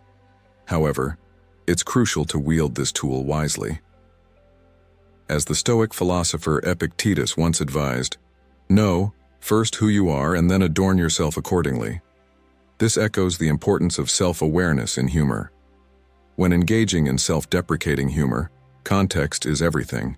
It's most appropriate and well-received in casual settings among friends or in lighthearted moments. Here, it can break down barriers and forge a quick connection. But be cautious. There are topics that should remain off-limits to avoid turning a laugh into discomfort. It's also vital to maintain a balance. While self-deprecation can endear others to you, overdoing it can have the opposite effect, eroding your self-respect and leading others to view you as less capable or worthy. As Mark Twain aptly put it, the secret of getting ahead is getting started. In the realm of humor, this means starting with understanding the line between playful self-criticism and self-demolition. The effectiveness of this style of humor can be profound. Used judiciously, it can diffuse tension, smooth over disagreements, and enhance your likability. It shows you don't take yourself too seriously, which can be a breath of fresh air in today's highly competitive world. However, it's a tightrope walk that requires you to be attuned to the reactions of those around you. Moderation is key. Know when a light touch is enough to bring down walls without undermining your own stature. For modern men, navigating the balance of self-deprecating humor is particularly poignant. In an era where every flaw can be magnified, the ability to laugh at oneself is invaluable. It humanizes you in a world often too focused on perfection. As you move through life, remember the words of Winston Churchill. A joke is a very serious thing. Let this guide how you use humor not just to entertain, but to connect meaningfully with those around you, enhancing both your personal and professional relationships. From the jests of court jesters in medieval times to modern stand-up comedy routines, this style of humor holds a unique allure that brings people closer together, creating connections through shared laughter at our own expense. It's a delicate art, balancing humility with confidence, which when done right can enhance your charm and approachability in both social settings and professional environments. Imagine yourself at a networking event where the air is thick with the slight tension of first meetings and the eager buzz of potential connections. You step into a small circle, and with a light-hearted quip about your not-so-stellar golf skills, the group chuckles. And just like that, the ice breaks. This moment of vulnerability shows you're human and approachable, drawing others to you. It's in these instances that self-deprecating humor shines, serving as a social lubricant that eases the stiffness of initial interactions. However, there's a fine line between using self-deprecating humor to your advantage and overdoing it. If you find yourself always the butt of your jokes, it could instead signal low self-esteem, potentially making you appear less attractive to others. Marcus Aurelius, the Stoic emperor known for his wisdom, advised, "The happiness of your life depends upon the quality of your thoughts." If your humor consistently undercuts your own value, it might be time to reflect on why you feel the need to do so, and whether it's truly serving you well. This balance is crucial in our modern lives, where perceptions are quickly formed and hard to shake. In the workplace, for example, while self-deprecating humor can make you seem more relatable and down-to-earth, using it excessively can undermine your authority and professionalism. How then can you ensure that your humor brings people in rather than pushing them away? The key lies in moderation and timing. Sharing a laugh about your morning mishaps can be endearing.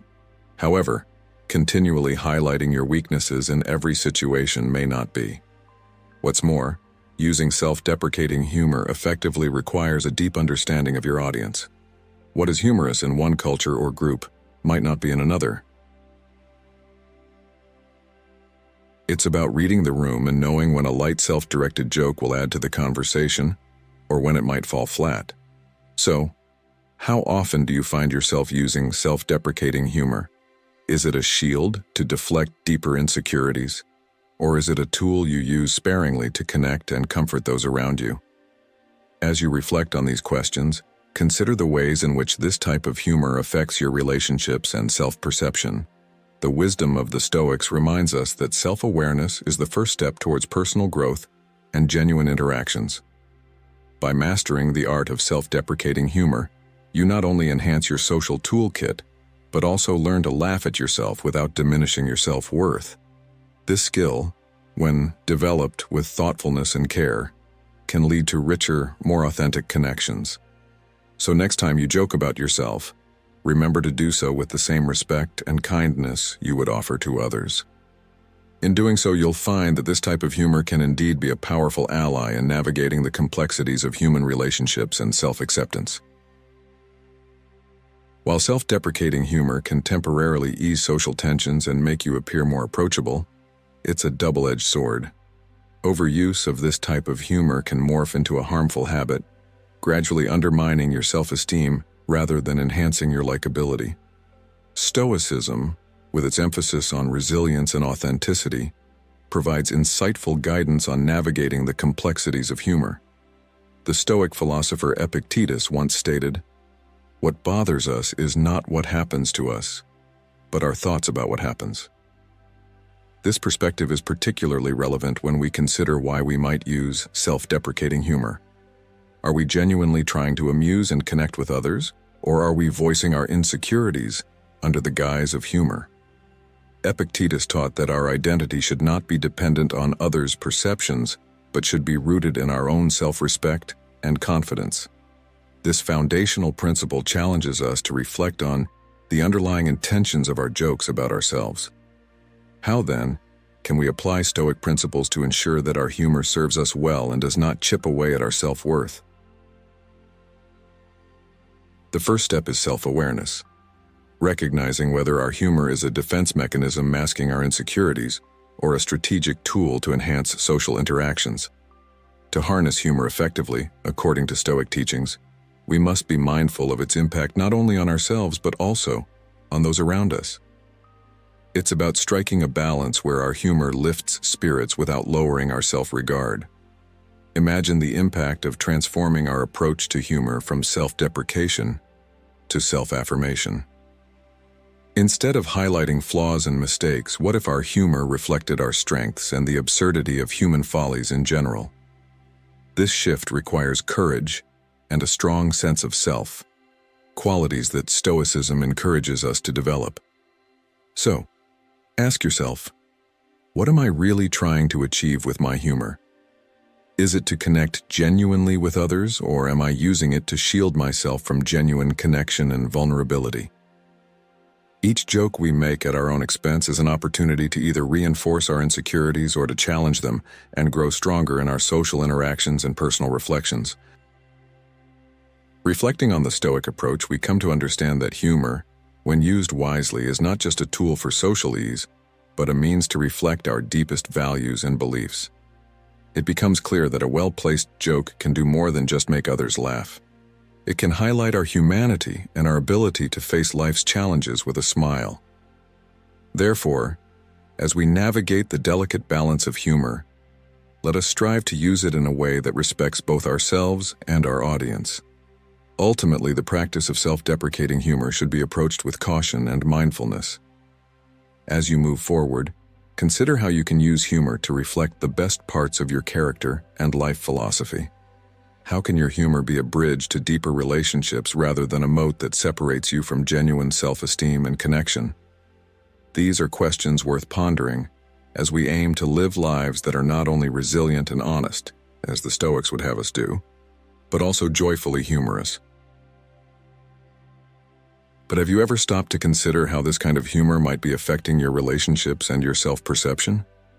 What if, instead of poking fun at your flaws, you highlighted the quirky, amusing aspects of your personality? This shift in focus could fundamentally change not only how others perceive you, but also how you view yourself. If you're aiming for a life that's both more fulfilling and successful, it's worth exploring some Stoic wisdom on embracing calm and accepting oneself.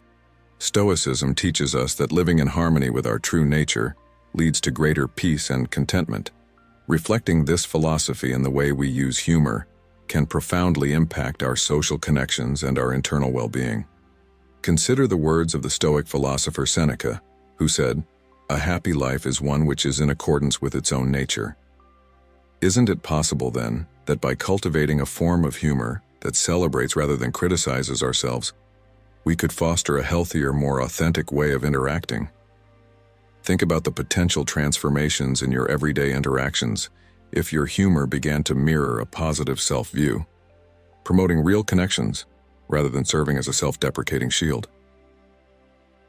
The goal here isn't to suppress your fun side, but rather to ensure that it flourishes in ways that reinforce your self-esteem and overall health. By adopting a Stoic approach to humor, we challenge ourselves to avoid using laughter as a means to belittle ourselves and instead to embrace it as a way to enjoy and celebrate life's many quirks. This change could significantly alter your relationships and overall well-being. As Marcus Aurelius, another revered Stoic philosopher, once advised, "Very little is needed to make a happy life. It is all within yourself, in your way of thinking." By adjusting our comedic approach, we not only enhance our social interactions, but also our mental health. Watch how embracing this perspective transforms your life, encouraging a lighter, more joyful existence that aligns with the best version of yourself. This is the true essence of living a Stoic life, not merely enduring the world's challenges, but thriving amidst them with humor and grace. By understanding these habits, we not only grasp their impact on our lives and relationships, but also learn how to counter them effectively. Stoicism offers powerful antidotes to these issues, promoting a positive outlook that fosters respect, kindness, and genuine connections. Marcus Aurelius, the Stoic emperor, famously advised, "The best revenge is to be unlike him who performed the injury."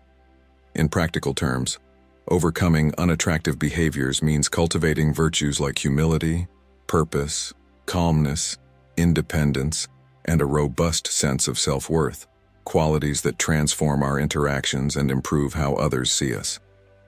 Each behavioral misstep we've discussed is an opportunity to grow and embody Stoic virtues that enhance our life's quality. Embrace these teachings and watch as they reshape not only your external relationships, but also your internal view of yourself. As we strive for a life enriched with peace, joy, and kindness, remember that true change begins within. It starts the moment we decide to improve how we relate to others and ourselves. Engage daily with these Stoic practices and observe the positive changes they bring to your life. Join our community discussion. Share how you're applying these principles in your daily life. Let's foster a culture that values personal growth and virtue. If you found this discussion insightful, please like this video, share your thoughts in the comments, and spread the word about these life-enhancing strategies. As we wrap up today's video on Don't Do These 5 Things That Make You Too Unattractive, Stoicism, I encourage you to integrate these Stoic principles into your daily routine. Reflect on how each step can enhance your personal growth and contribute to a more fulfilling life. Stoicism isn't just about understanding, it's about transformation through action. Now, I'd love to hear from you. How are you applying these Stoic strategies in your everyday life? What changes have you noticed?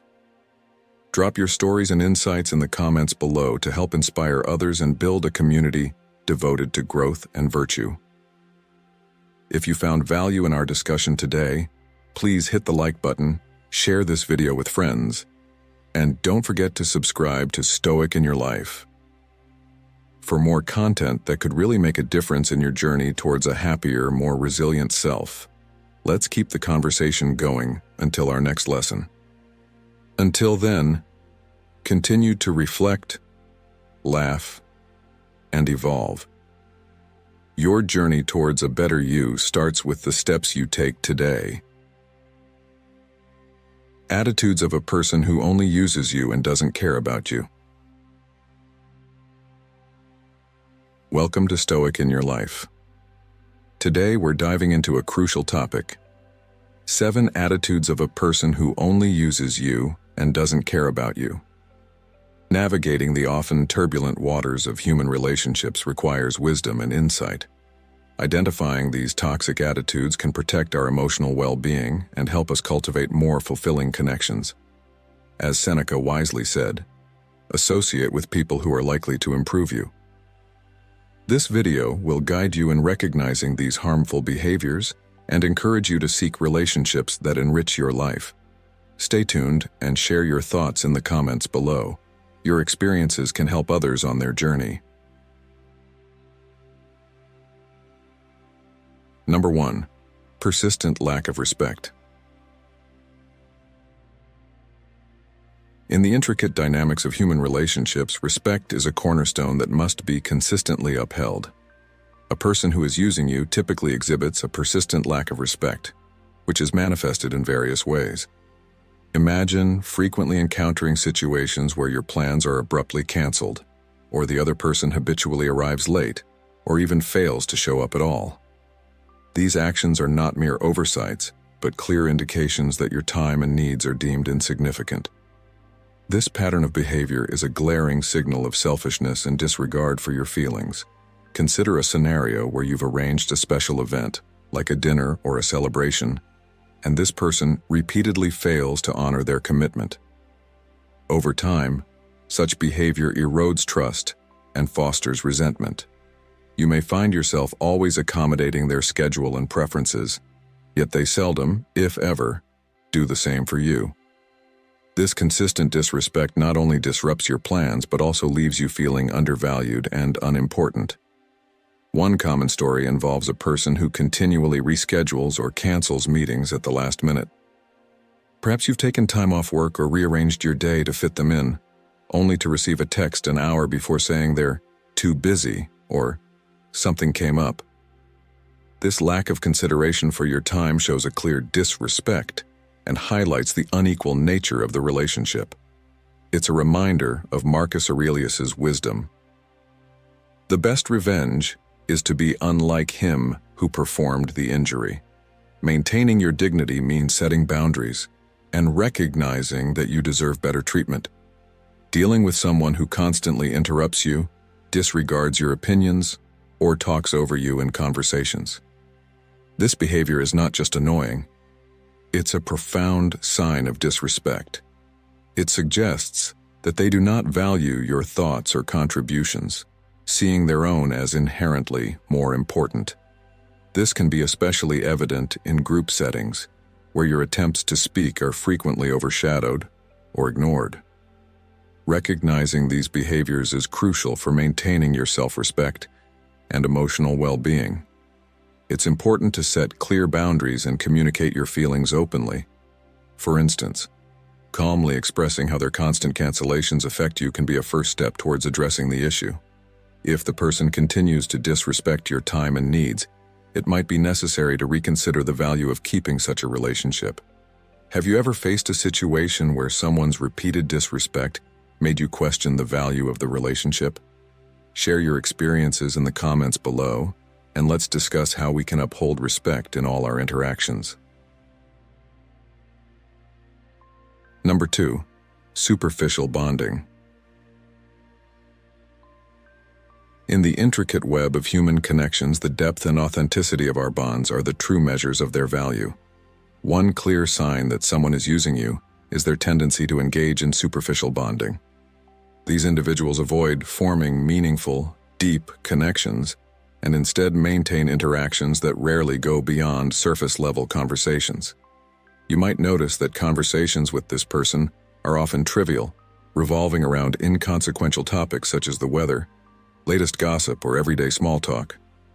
They are reluctant to share their vulnerabilities or delve into deeper, more personal subjects. For example, imagine spending time with someone who never discusses their personal challenges, dreams, or fears. They might seem friendly and engaging, yet you realize that despite spending considerable time together, you know very little about their true self. This behavior creates an invisible barrier that prevents the relationship from developing into a more intimate and trusting bond. It keeps you at arm's length, ensuring that the relationship remains shallow and unfulfilling. This lack of genuine connection signifies that the relationship is not a priority for them. You may start to feel that your interactions are merely a convenience for them, serving their immediate needs without any true emotional investment. This realization can be quite disheartening, especially if you've invested significant time and effort into the relationship, hoping for it to flourish. Reflecting on such dynamics, it becomes clear that investing our emotional energy in superficial relationships can be draining and ultimately unfulfilling. It's essential to assess whether these connections are contributing positively to our lives or simply draining our energy without providing any substantial return.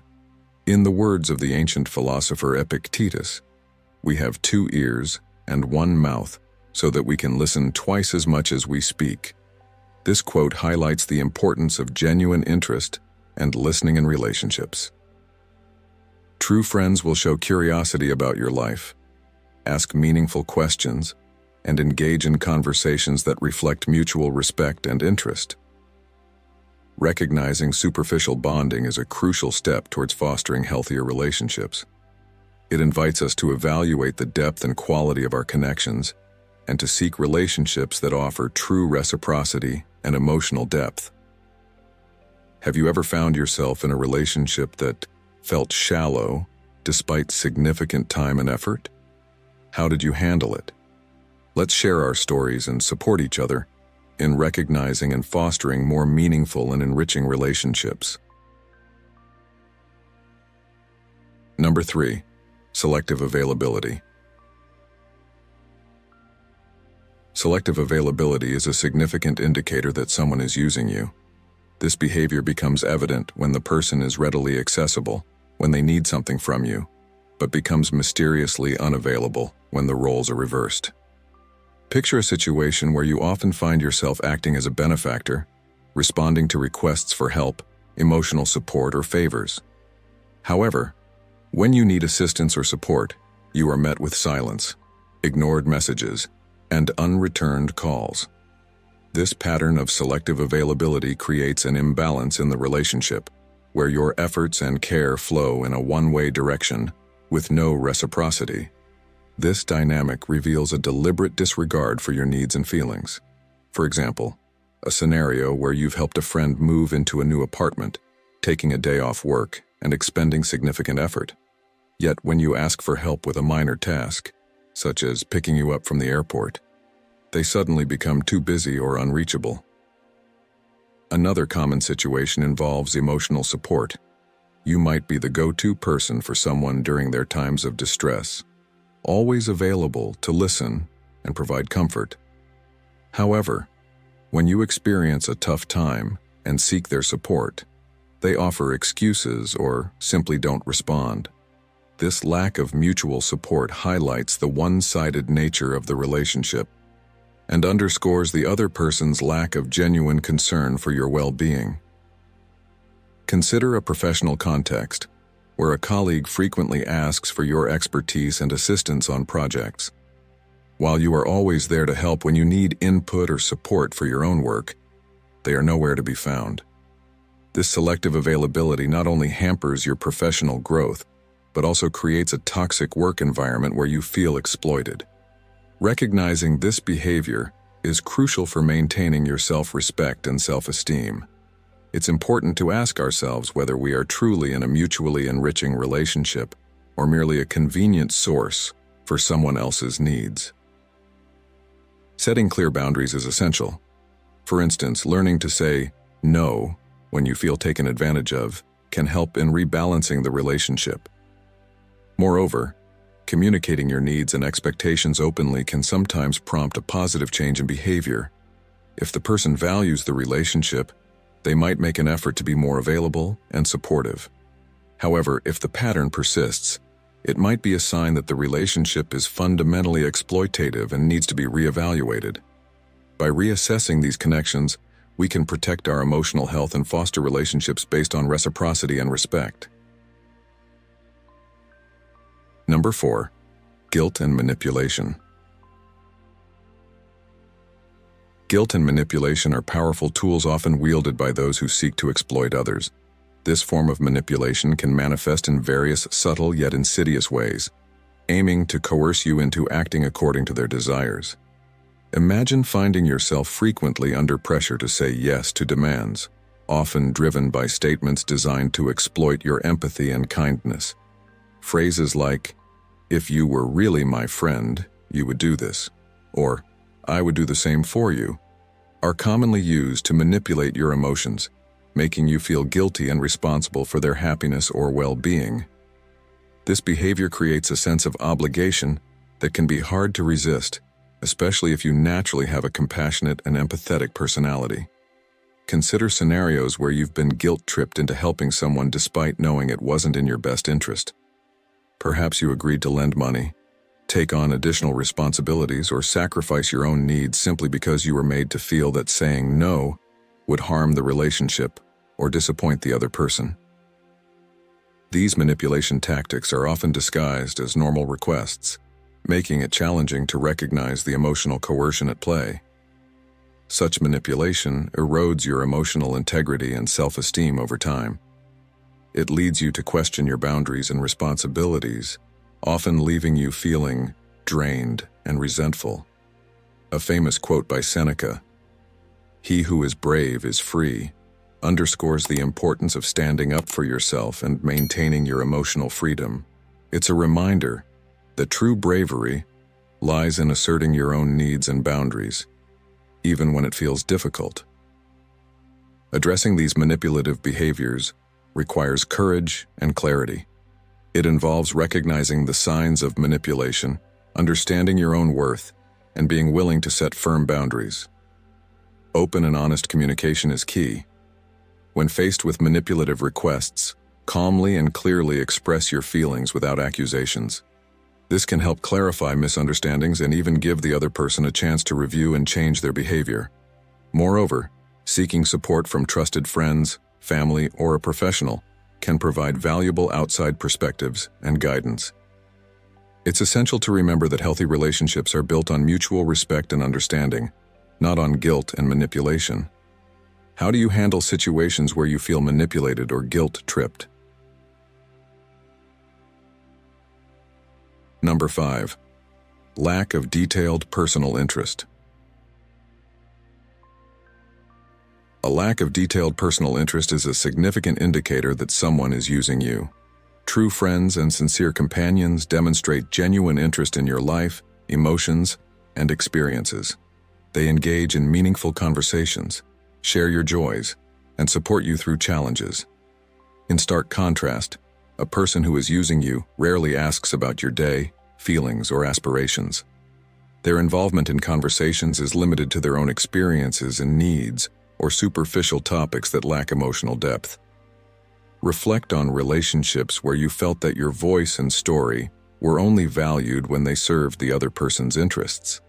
This dynamic reveals a disturbing disconnection, reducing your role to an audience for their narratives or a resource for their conveniences. For instance, think about a time when you shared an exciting achievement or a personal struggle with someone, only to receive a lukewarm response or a quick shift back to their own issues. This behavior indicates that your value to them is conditional on what you can offer, not on who you are. It can be incredibly disheartening to realize that someone you care about sees you more as a tool for their benefit, rather than as a person with your own unique worth and experiences. This absence of curiosity and empathy is a telltale sign that the relationship is not balanced. True connections involve a two-way street of sharing and caring. A quote from Epictetus, "We have 2 ears and 1 mouth so that we can listen twice as much as we speak," emphasizes the importance of listening and showing interest in others. Genuine relationships thrive on mutual interest and engagement. Addressing this issue involves self-reflection and open communication. Evaluate whether your relationships are truly reciprocal. Are your friends and companions genuinely interested in your life, or do they only reach out when they need something? By recognizing these patterns, you can take steps to foster healthier, more balanced relationships. Number 6. Superficial bonding. In the complex tapestry of human relationships, superficial bonding is a clear sign that someone is using you. This behavior masks the true nature of the relationship, keeping it at a shallow, surface level without any meaningful depth. A person who is using you tends to avoid forming a deep and meaningful connection.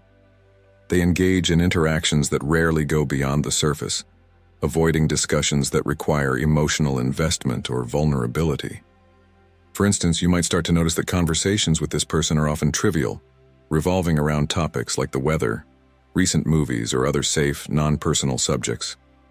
They might be friendly and engaging, yet there's a palpable barrier that prevents the relationship from progressing to a deeper level. This pattern keeps you at a distance, ensuring that the relationship remains unchallenging and easy for them. Think about the times when you've shared something personal or significant, only to receive a lukewarm or dismissive response. Maybe you opened up about a family issue or a work-related stress, expecting empathy or advice. But the conversation quickly shifted back to mundane topics or their own experiences. This lack of genuine interest in your life and feelings indicates that the person is not invested in the relationship's emotional depth. Consider a social context where you regularly hang out with someone at group events or casual meetups.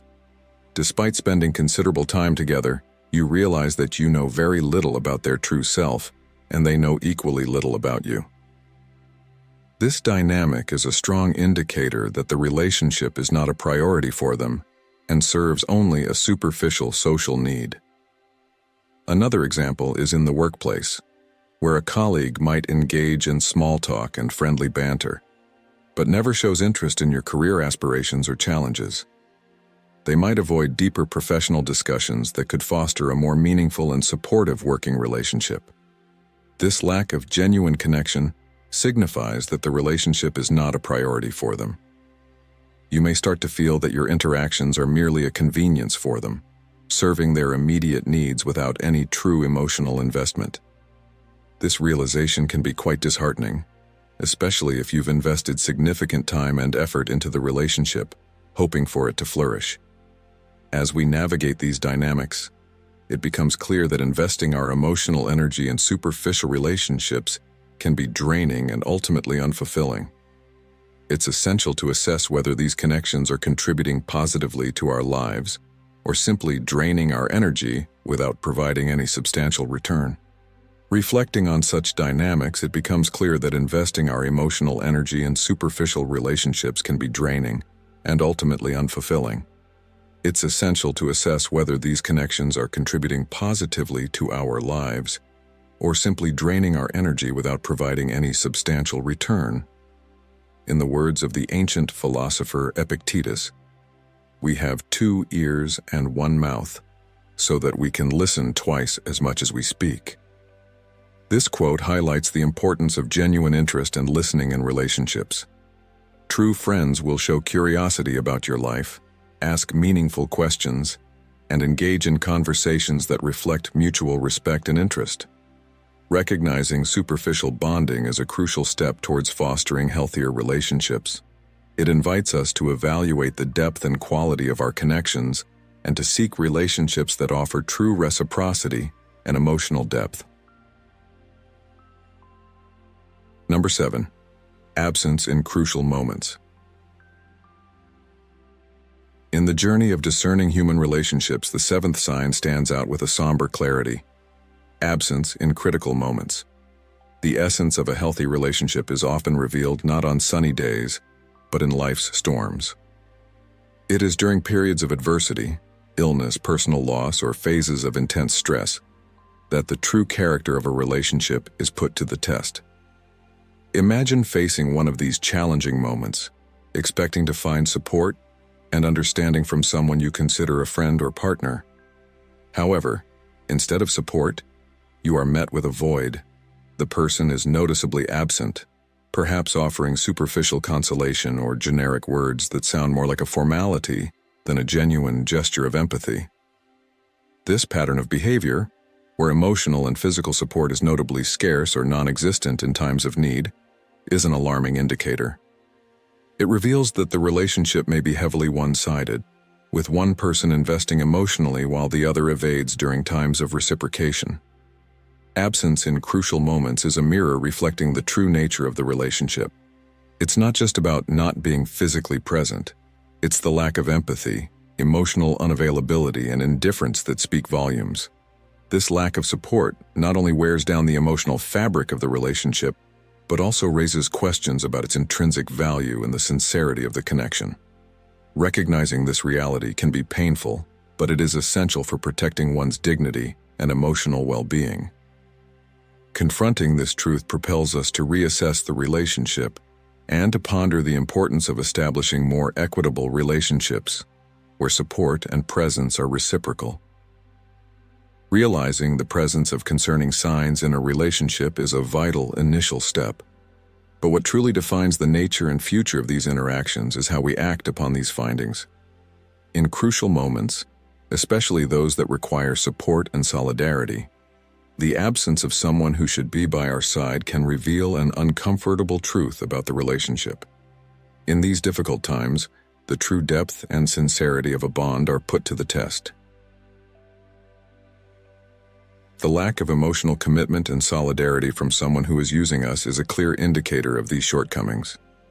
To cultivate healthier and more balanced relationships, it is essential to establish clear boundaries. Saying no is a fundamental aspect of any healthy relationship. When feeling uncomfortable or pressured, communicating your own boundaries clearly and directly is crucial. Defining and firmly maintaining what is acceptable to you is a practice of self-respect and preserving your emotional health. In situations where you feel used, open and honest communication is key. Addressing the matter calmly, clearly, and directly, expressing your feelings without accusations, can clarify misunderstandings and even give the other person a chance to review and change their behavior. Seeking support in dealing with the emotional complexities of being in an unbalanced relationship is another important step. Talking to trusted friends, family members, or a professional can provide a much-needed outside perspective, as well as support and guidance. Remember, every individual deserves respect and reciprocity in their relationships. Identifying and confronting situations where your interests are not considered is essential for strengthening your emotional well-being. Learning how to handle these challenges empowers us to build and maintain healthier, more rewarding relationships founded on mutual respect, empathy, and effective communication. By recognizing the signs of unbalanced relationships and taking proactive steps, you take a crucial step in protecting yourself and cultivating healthier and more fulfilling interactions. It's important to remember that your value is not defined by how others treat you. Rather, it is intrinsic and reaffirmed by how you stand in situations where there is a lack of respect or consideration. In our journey to discern true intentions and relationships, an essential understanding stands out. You deserve relationships that are reciprocal and respectful. If you identified with this content and found value in the information shared, I invite you to subscribe for more insights like this. Together, we will continue to navigate the complexities of human interactions, unraveling and better understanding the patterns of behavior and emotions that surround us. Your support is crucial in this journey of discovery and continuous learning. Remember, the key to healthier and more enriching relationships lies in recognizing, acting, and above all, respecting yourself and others. Thank you for watching Stoic in Your Life. Understanding and identifying these 7 toxic attitudes is the first step towards personal growth and happiness. By applying these principles, you can protect your emotional health and build more genuine and reciprocal relationships. Remember Epictetus's words. It's not what happens to you, but how you react to it that matters.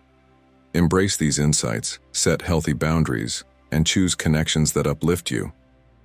If you found this video helpful, please like, share, and comment your thoughts below. Let's continue to support each other in our journey towards a more mindful and fulfilling life. 15 Stoic Principles to Master the Art of Not Caring.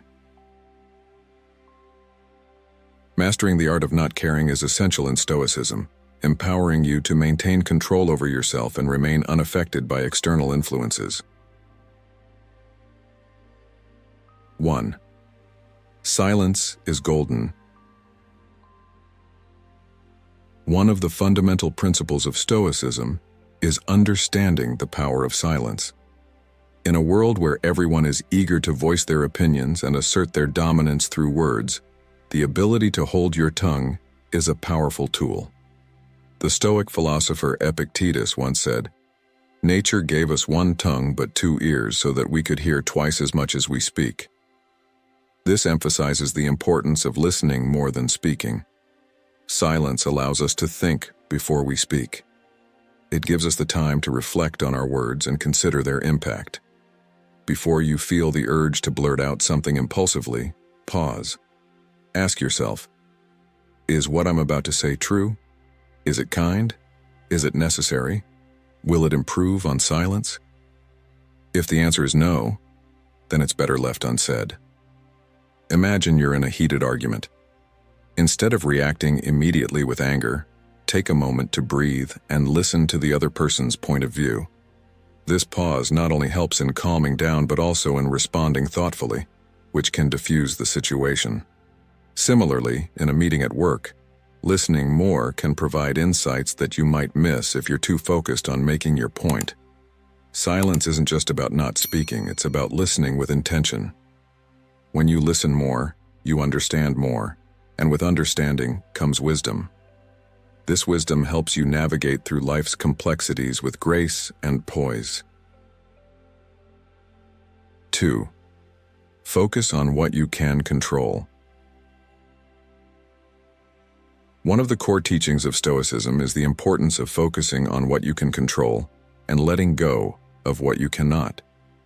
This principle is succinctly captured by Epictetus, who said, "The chief task in life is simply this: to identify and separate matters so that I can say clearly to myself which are externals not under my control and which have to do with the choices I actually control." Recognize that you cannot control external events or the actions of others. What you can control is your own response to these events and actions. When something frustrating happens, like missing a flight or dealing with a difficult colleague, Pause and consider what aspects you have the power to influence. Is it the event itself, or is it your reaction to the event? Channel your energy into areas within your control, such as your attitude, effort, and actions. For instance, if you're facing a tight deadline at work, instead of stressing about the immovable deadline, focus on how you can manage your time more efficiently and prioritize your tasks. This shift in focus not only reduces anxiety, but also enhances your productivity.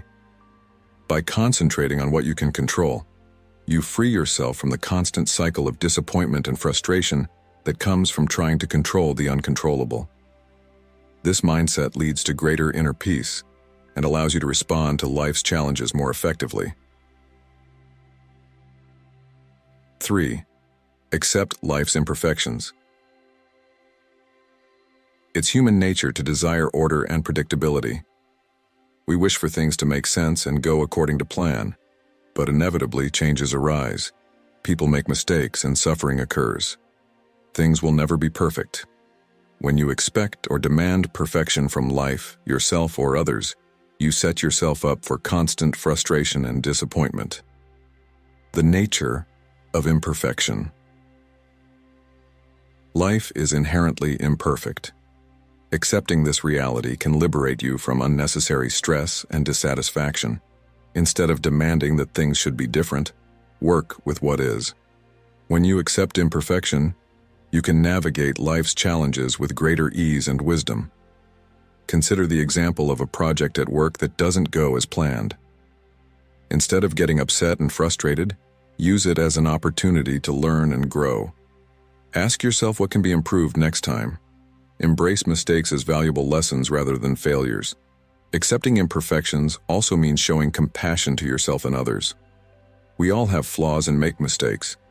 By being kind to yourself and others when things go wrong, you foster a healthier, more positive environment. Remember, as Marcus Aurelius said, the more we value things outside our control, the less control we have. 4. Accept change. Nothing in life stays the same. Impermanence and change are woven into existence itself. Attempting to rigidly control or hold on to things as they are inevitably fails and leads to suffering. Reflect deeply on the reality that aging, loss, and death await us all. Relationships evolve, circumstances change, the wheel of life keeps turning. Accepting change means understanding that it is a natural part of life. Every experience, whether good or bad, is temporary. By embracing this truth, you can navigate transitions with greater ease and less resistance. For instance, when facing a significant life change, such as moving to a new city or starting a new job, approach it with an open mind and a positive attitude. Each transition brings new opportunities. When you stop resisting change, you can see these opportunities more clearly. A job loss, for example, can be a chance to pursue a passion you've neglected or to develop new skills. Embracing change with a positive mindset allows you to grow and evolve. Were there opportunities you might have missed because you were resistant to change? 5. Forgive others.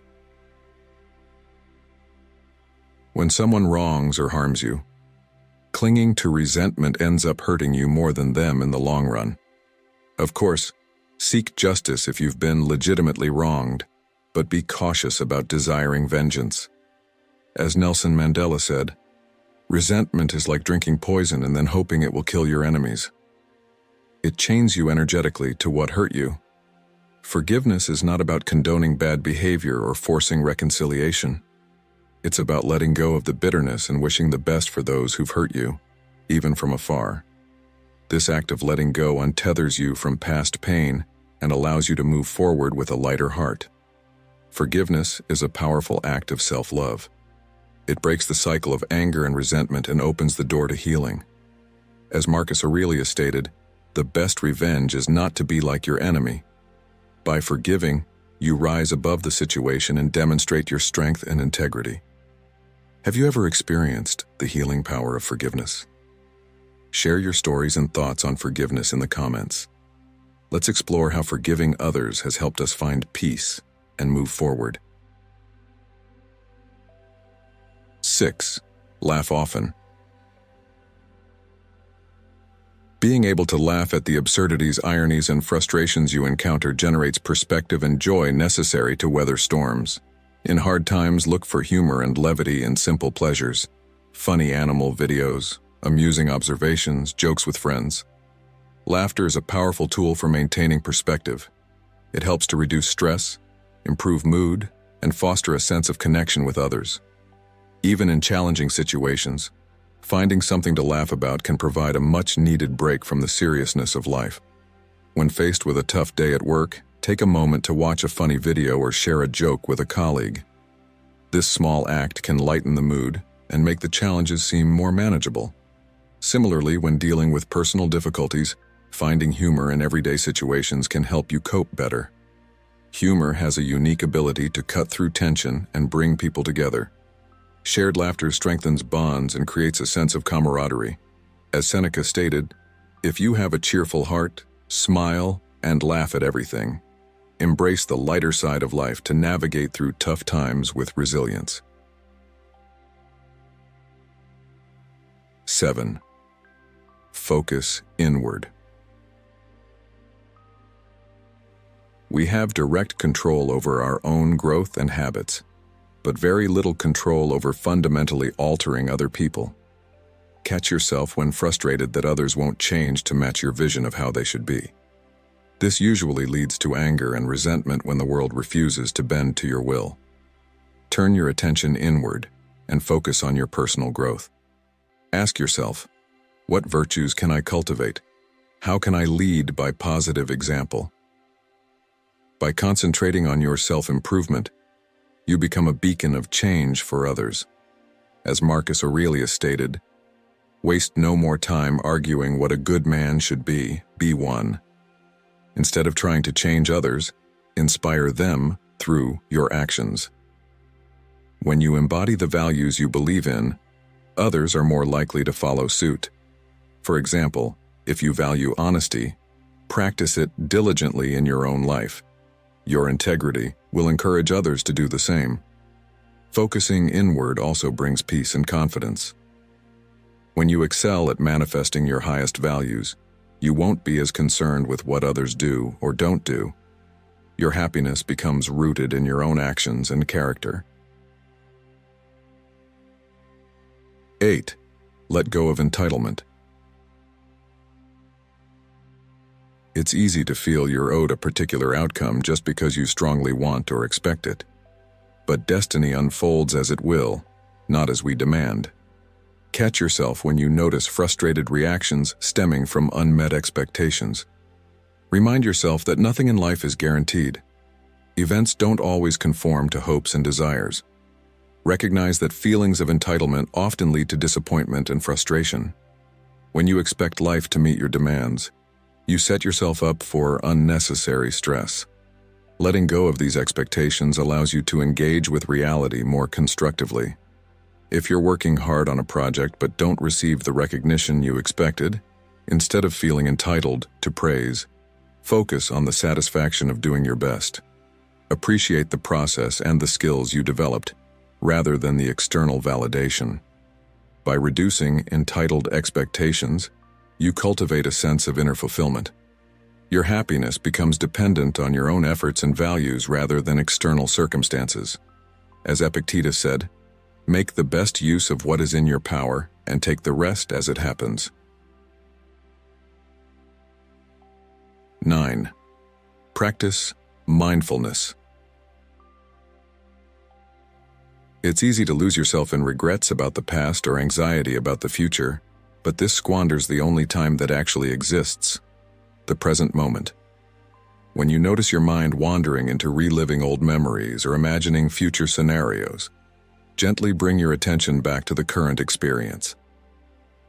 Engage your senses. Notice sights, sounds, sensations happening right now. Mindfulness is about being fully present in the moment. It involves paying attention to your thoughts, feelings, and surroundings without judgment. This practice helps you to experience life more deeply and respond to situations with greater clarity and calm. One effective way to practice mindfulness is through meditation. Find a quiet place, sit comfortably, and focus on your breath. When thoughts arise, acknowledge them without judgment and gently bring your focus back to your breathing. This exercise strengthens your ability to stay present and centered. Incorporate mindfulness into your daily activities. Whether you're eating, walking, or talking to someone, be fully engaged in the experience. Notice the flavors, the sensations, and the emotions. This mindful approach enriches your life and helps you to appreciate each moment. As Marcus Aurelius wisely said, confine yourself to the present. This reminds us of the importance of living in the now, making the most of each moment. 10. Live simply. Chasing money, status symbols, and luxuries rarely brings lasting fulfillment. Notice when you obsess over acquiring nice homes, cars, gadgets, or other non-essentials. Ask yourself, what void am I really trying to fill? Why do I tie my self-worth to appearances and things? Aim to live modestly, purchasing ethical, durable goods mindfully. Fulfill needs but avoid excess. Living simply means prioritizing what truly matters. It's about valuing experiences, relationships, and personal growth over material possessions. This approach to life fosters contentment and reduces the stress that comes from constantly seeking more. Reflect on your lifestyle and identify areas where you can simplify. For instance, declutter your home, reduce your wardrobe to essential items, and focus on quality over quantity. By eliminating excess, you create space for what's truly important. As Seneca stated, "It is not the man who has too little that is poor, but the man who hankers after more." True wealth lies in appreciating what you have and finding joy in simple pleasures. How have you simplified your life? Share your tips and experiences in the comments. Let's explore the benefits of living simply and how it has brought more peace and fulfillment to our lives. 11. Be humble. It's easy to inflate our own role and impact on situations, but in truth, many external factors are simply outside our control. Catch yourself when taking too much credit for when things go well. Recognize the role of luck, help from others, and variables beyond your influence. Don't get arrogant, assuming it was all you're doing. Humility involves recognizing our limitations and appreciating the contributions of others. It's about understanding that we are part of a larger whole, and that our success is often a result of many factors, not just our own efforts. When you achieve something significant, take a moment to acknowledge the support and opportunities that helped you along the way. For example, if you received a promotion at work, remember the mentors who guided you and the team that supported your efforts. While humility is important, it's also essential to maintain self-belief. Balance your recognition of external factors with confidence in your abilities. As the Stoic Seneca stated, "All is opinion, and opinion is not truth." This reminds us to stay grounded and avoid letting our egos distort our perceptions. Humility is not thinking less of yourself, but thinking of yourself less.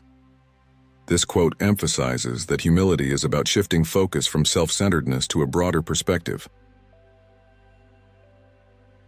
12. Perspective is everything. When something upsetting occurs, it's easy to get swept away by subjective emotional reactions, but the Stoics advise taking a step back to view things more objectively before responding. When you feel your emotions intensifying, pause. Resist the urge to immediately vent or act while in a reactive state. Instead, breathe deeply and create mental space. Perspective shapes our experience of life. By viewing situations from a broader, more objective standpoint, we can respond more wisely and calmly. When faced with a challenge, ask yourself how this situation might look years from now. Will it matter as much as it does in the moment? Imagine you're dealing with a frustrating delay in your plans. Instead of reacting with anger, step back and consider the bigger picture. How significant is this delay in the grand scheme of things? This shift in perspective can help you stay calm and find constructive solutions. As Marcus Aurelius stated, if you are pained by external things, it is not they that disturb you, but your own judgment of them, and it is in your power to wipe out that judgment now. This wisdom reminds us that we have control over our perceptions and reactions. 13. Amor fati. Rather than constantly resenting circumstances we find displeasing, the Stoics encourage mindfully accepting conditions as they are. When faced with frustrating situations, pause to reflect. Amor fati, or love of fate, is about embracing life's circumstances fully. It's the idea of accepting and even loving everything that happens, seeing each event as an opportunity for growth and learning. This mindset helps you to face challenges with resilience and grace. When you encounter a difficult situation, instead of fighting it, ask yourself how you can engage constructively with it. For example, if you're dealing with a health issue, focus on how you can improve your lifestyle and find strength in the process. By embracing challenges, you turn them into opportunities for personal development. As Epictetus advised, do not seek to have events happen as you want them to, but instead want them to happen as they do happen, and your life will go well. This perspective helps you align with reality and find peace in accepting what you cannot change. Embracing amor fati means seeing every experience, good or bad, as a valuable part of your journey. It encourages you to find meaning and purpose in all aspects of life, fostering a deeper sense of gratitude and contentment. 14. Judge judiciously.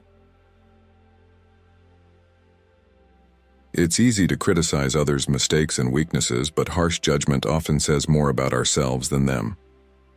Before negatively judging someone, pause. Consider if it stems from your own insecurity, arrogance, or pettiness. Does their benign quirk really merit your condemnation? Is it more a matter of personal taste? Examine your motives. Also, reflect on whether positive intent could underlie their offending action. Might cultural differences be causing misunderstanding? Remember, hurt people often unintentionally hurt others. Withhold judgment until you've walked a mile in their shoes. Focus criticism solely on issues that clearly involve injustice, cruelty, or harm. Even then, aim more to understand why someone would act that way. Judgment often blocks teaching moments and reconciliation. Recognize that harsh judgments often reflect our own insecurities and biases. Before passing judgment, consider your motives and the context of the situation. Ask yourself if your criticism is truly warranted or if it stems from a place of personal discomfort. When you feel the urge to judge someone, take a step back and try to understand their perspective. For instance, if a colleague makes a mistake, instead of immediately criticizing them, consider what might have led to the error. Offer constructive feedback and support rather than condemnation. As Marcus Aurelius stated, when you wake up in the morning, tell yourself, the people I deal with today will be meddling, ungrateful, arrogant, dishonest, jealous, and surly. They are like this because they can't tell good from evil. This reminder helps us to approach others with compassion and understanding. 15. Memento mori. Frequently reflecting on the inevitability of death provides helpful perspective when caught up in the small anxieties and frustrations of daily life. No matter how difficult your current situation seems, it is fleeting. Memento mori, or remember that you will die, is a Stoic practice of contemplating mortality. It serves as a powerful reminder to live fully and appreciate the present moment. By acknowledging the brevity of life, you can prioritize what truly matters and let go of trivial concerns. In moments of stress or frustration, remind yourself of the impermanence of life. This perspective can help you stay grounded and focused on what's important. For example, if you're feeling overwhelmed by work, take a step back and consider how this fits into the larger picture of your life. This reflection can bring clarity and calm. Reflecting on mortality also encourages you to live with intention and purpose. Ask yourself what you want to achieve and how you want to be remembered. Use this awareness to guide your actions and decisions, ensuring that you're living in alignment with your values and goals. As Seneca put it, let us prepare our minds as if we'd come to the very end of life. Let us postpone nothing. No one has promised us tomorrow. This wisdom urges us to live earnestly and make the most of each day. Thank you for staying till the end. If any of these Stoic lessons resonated with you, feel free to start a discussion in the comments. Share your thoughts and experiences with us. Don't forget to like, subscribe, and hit the bell for more Stoic content. May you find peace and serenity in the Stoic ways. Embracing Stoic principles for a fulfilling life. Next, we'll explore how embracing Stoic principles can lead to a more fulfilling and balanced life. As Epictetus wisely said, there is only one way to happiness, and that is to cease worrying about things which are beyond the power of our will. By understanding and applying these timeless teachings, we can navigate life's challenges with resilience and tranquility. Let's dive into these principles and discover how they can transform our daily lives. Lesson 1. Stop worrying about what you cannot control. There is only one way to happiness, and that is to cease worrying about things which are beyond the power of our will. Epictetus, Discourses. In our daily lives, we are often overwhelmed by worries about things beyond our control. We stress over the weather, the economy, other people's actions, and countless other factors. These concerns consume our energy and time, yet they are fundamentally out of our hands. Stoicism teaches us that the key to a peaceful and fulfilling life lies in accepting this reality and redirecting our focus to what we can control. Let's delve deeper into this concept. Imagine a situation where you are stuck in traffic, running late for an important meeting. The frustration and anxiety build up as you watch the minutes tick away. However, no amount of worrying will change the traffic situation. Instead, acknowledging that this is beyond your control can bring a sense of calm. You can then focus on what you can control, perhaps calling ahead to inform the meeting organizer of your delay, using the time to listen to an educational podcast, or simply practicing deep breathing to manage your stress. This principle is not just theoretical, but can be applied to various aspects of life. For example, in relationships, we cannot control the actions or feelings of others. Attempting to do so often leads to disappointment and conflict.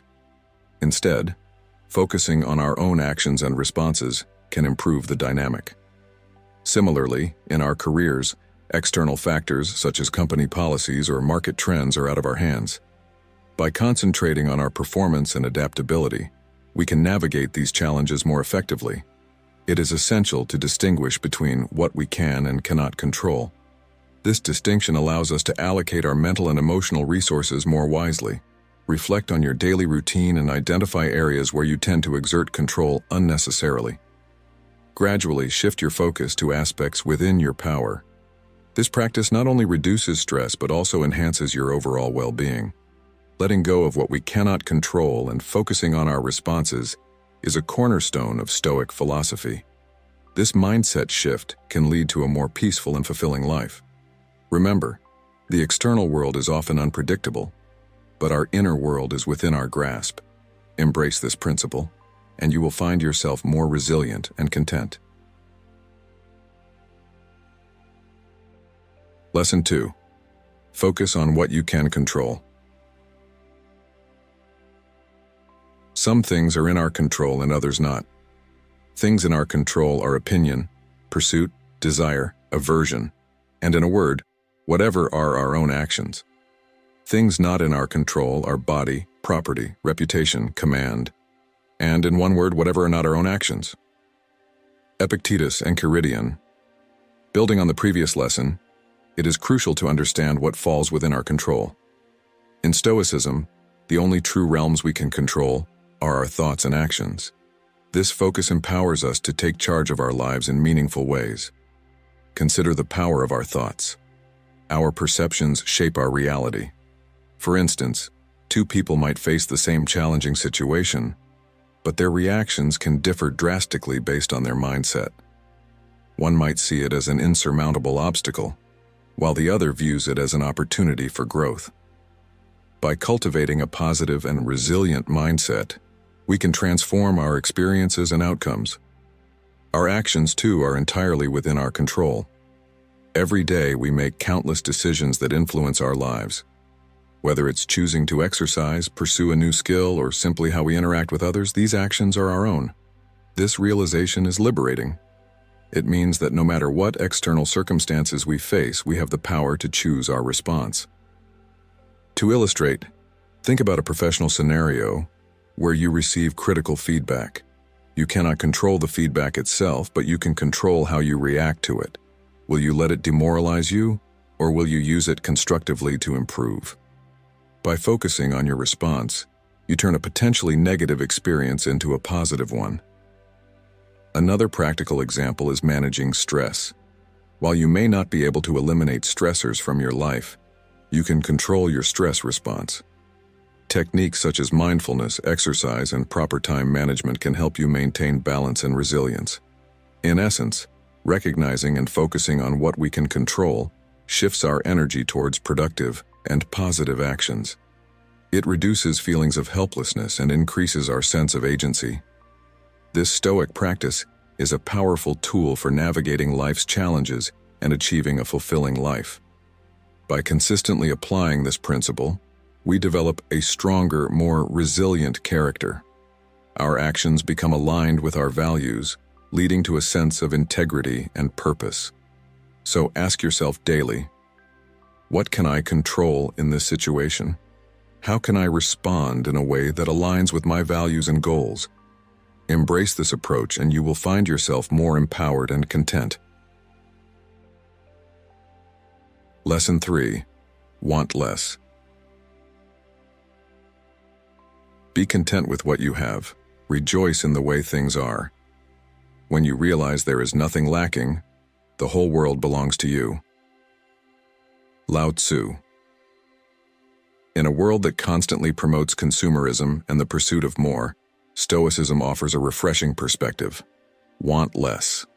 The endless desire for more, whether it's material possessions, success, or recognition, often leads to dissatisfaction and stress. Instead, finding contentment with what we have can lead to true happiness and fulfillment. This principle is rooted in the understanding that our desires can become chains that bind us. When we constantly yearn for more, we are never satisfied with the present moment. This perpetual state of wanting creates a cycle of dissatisfaction. Stoicism teaches us to break this cycle by appreciating what we already have. Consider the simple joy of spending time with loved ones. In our quest for more, we often overlook these moments of happiness that are already within our reach. By shifting our focus to these experiences, we can find deeper satisfaction. Similarly, instead of constantly upgrading to the latest gadgets, appreciating the functionality of what we currently possess can bring a sense of contentment. Practicing gratitude is a powerful way to cultivate this mindset. Each day, take a moment to reflect on the things you are grateful for. This practice shifts your focus from what you lack to what you already have, fostering a sense of abundance. Over time, you will find that your desire for more diminishes, and your appreciation for life's simple pleasures grows. Another aspect of wanting less is simplifying our lives. This doesn't mean living in deprivation, but rather focusing on what truly matters. Evaluate your possessions, commitments, and relationships. Are they adding value to your life, or are they sources of stress and distraction? Simplifying allows you to invest your time and energy in what is genuinely important. For instance, decluttering your living space can create a more peaceful and organized environment, reducing stress and increasing productivity. Similarly, focusing on quality over quantity in relationships can lead to more meaningful connections. By embracing the principle of wanting less, we free ourselves from the endless pursuit of more. This liberation leads to a more peaceful and fulfilling life. We learn to find joy in the present moment and appreciate the abundance that already exists in our lives. Wanting less is about shifting our mindset from scarcity to abundance. It's about appreciating what we have and finding contentment in the present moment. This Stoic principle can transform our lives, leading to greater happiness and fulfillment. Remember, true wealth lies not in having more, but in needing less. Lesson 4. Simplify your life. The essence of Stoicism revolves around simplicity. It's about simplifying your life in every aspect and living with only the most essential things. In today's fast-paced world, our lives are often cluttered with unnecessary possessions, commitments, and distractions. Simplifying can help us focus on what truly matters and lead to a more fulfilling life. Consider the clutter in our homes. We accumulate things we rarely use, creating a chaotic environment. This physical clutter often leads to mental clutter, making it difficult to focus and think clearly. By decluttering our living spaces, we create a more peaceful and organized environment, which in turn reduces stress and increases productivity. Let's take an example. Imagine you have a closet full of clothes, yet you often find yourself thinking, "I have nothing to wear." This paradox arises because the excess makes it difficult to see what you truly value. By simplifying your wardrobe to include only the items you love and wear frequently, you can make dressing a more enjoyable and efficient process. The principle of simplicity extends beyond physical possessions. It also applies to our commitments and relationships. Many of us overcommit, taking on more tasks and responsibilities than we can handle. This leads to burnout and a lack of time for what truly matters. By prioritizing and saying no to unnecessary commitments, we can focus on our goals and relationships that bring us joy. For instance, consider your weekly schedule. How many of your activities are truly essential? Are there tasks you can delegate or eliminate? By streamlining your schedule, you free up time for activities that align with your values and passions. Simplicity also involves our mental and emotional lives.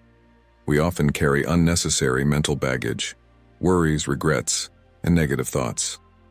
Practicing mindfulness and self-reflection can help us identify and let go of these mental burdens. This creates space for clarity, peace, and positive thoughts. To achieve a simpler life, start by identifying areas of clutter and complexity in your life. Then, take small, consistent steps to reduce and simplify. This process requires ongoing reflection and adjustment, but the benefits are profound. A simpler life allows you to focus on what truly matters and live in accordance with your values. Simplifying your life is a powerful Stoic practice that leads to greater clarity, peace, and fulfillment. By reducing physical, mental, and emotional clutter, you can focus on what truly matters and live a more meaningful life. Ask yourself, what can I simplify today to create more space for what truly matters? Share your thoughts in the comments below, and let's simplify together. Lesson 5.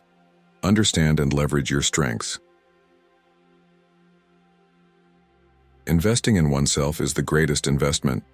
This investment includes not only cultivating moral virtues and learning how to interact with others, but also understanding oneself, your strengths, and weaknesses. This self-awareness is crucial for personal growth and fulfillment. Understanding your strengths begins with honest self-assessment. Ask yourself, what are my natural talents and abilities? What activities bring me joy and fulfillment? Reflect on your past successes and identify patterns. These insights can help you recognize your strengths. Leverage these strengths in your daily life. For instance, if you have a talent for communication, use it to build strong relationships and share your ideas effectively. If you are skilled at problem solving, apply this ability to overcome challenges and find innovative solutions. Consider a practical example. Imagine you are working on a team project. By recognizing your strengths, you can take on roles that align with your abilities, contributing more effectively to the team's success. This not only benefits the project but also enhances your sense of accomplishment and fulfillment. Understanding your weaknesses is equally important. This doesn't mean focusing on your flaws, but rather identifying areas for improvement. For instance, if you struggle with time management, acknowledge this and seek strategies to improve. By addressing your weaknesses, you become more well-rounded and resilient. Self-awareness also involves seeking feedback from others. Ask trusted friends, family, or colleagues for their perspectives on your strengths and areas for growth.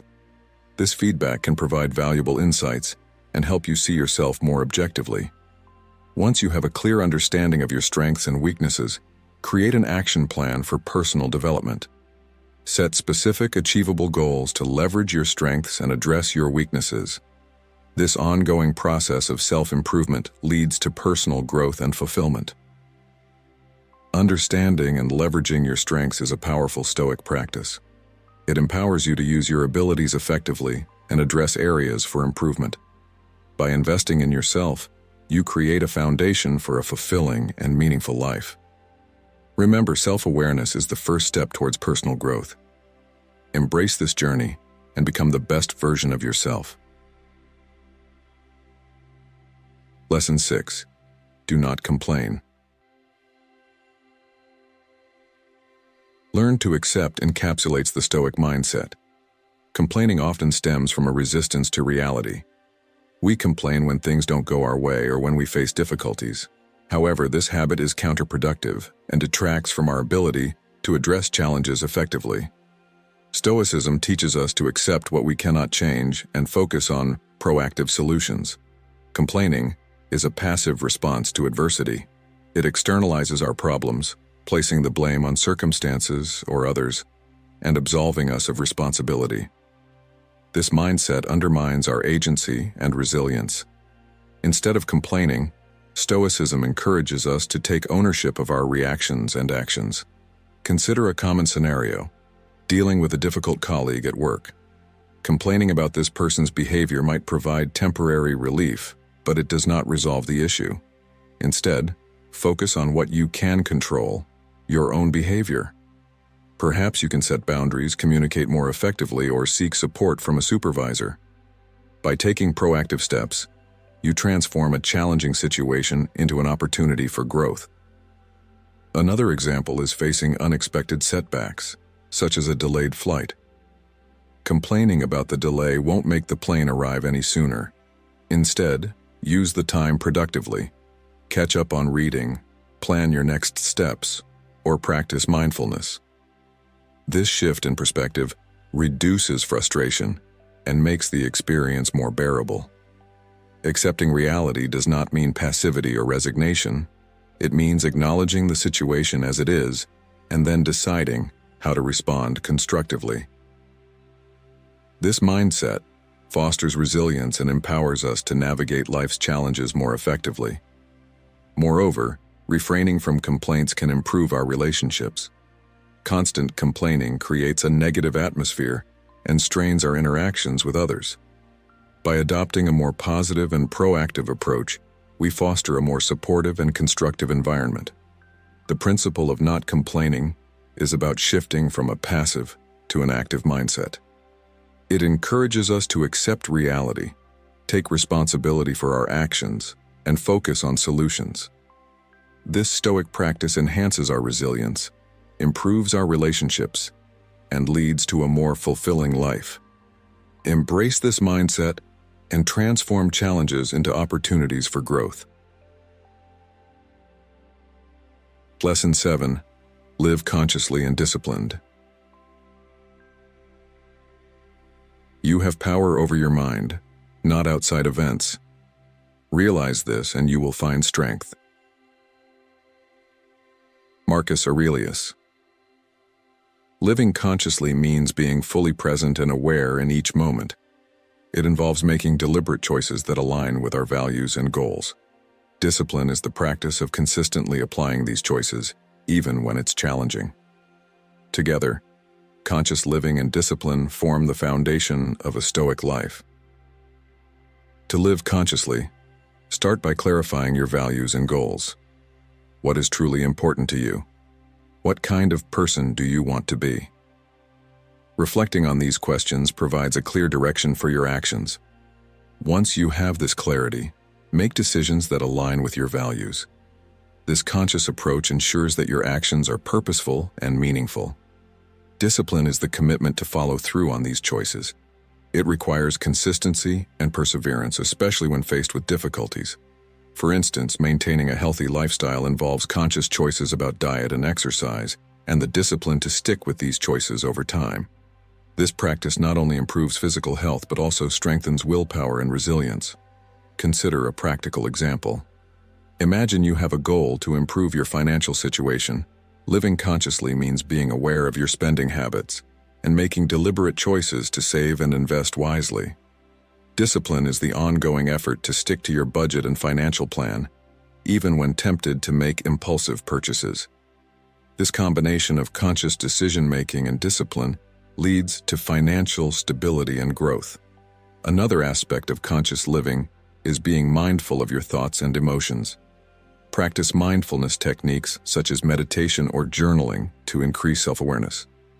This helps you recognize negative thought patterns and replace them with more constructive ones. Over time, this practice cultivates a more positive and resilient mindset. Living consciously and disciplined also involves prioritizing tasks and managing time effectively. Focus on the most important tasks first and break them down into manageable steps. This approach prevents overwhelm and ensures steady progress towards your goals. Living consciously and disciplined is a cornerstone of Stoic philosophy.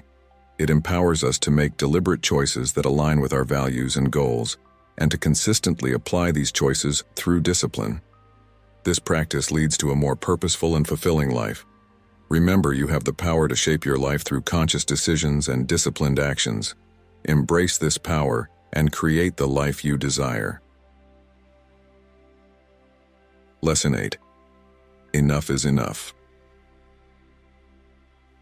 How long will you allow the potential inside you to lie dormant? Do not allow another day to pass without being able to say, "I gave it my all." We often delay taking action, waiting for the perfect moment or fearing failure. This hesitation prevents us from realizing our full potential. Stoicism teaches us to recognize that enough is enough and to take action now. Consider the areas of your life where you have been procrastinating. Perhaps it's pursuing a new career, starting a fitness routine, or learning a new skill. Ask yourself, what is holding me back? Often it's a fear of failure or a desire for perfection. However, these fears are often unfounded and only serve to keep us stagnant.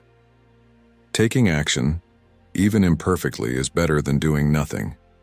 Each step forward builds momentum and confidence.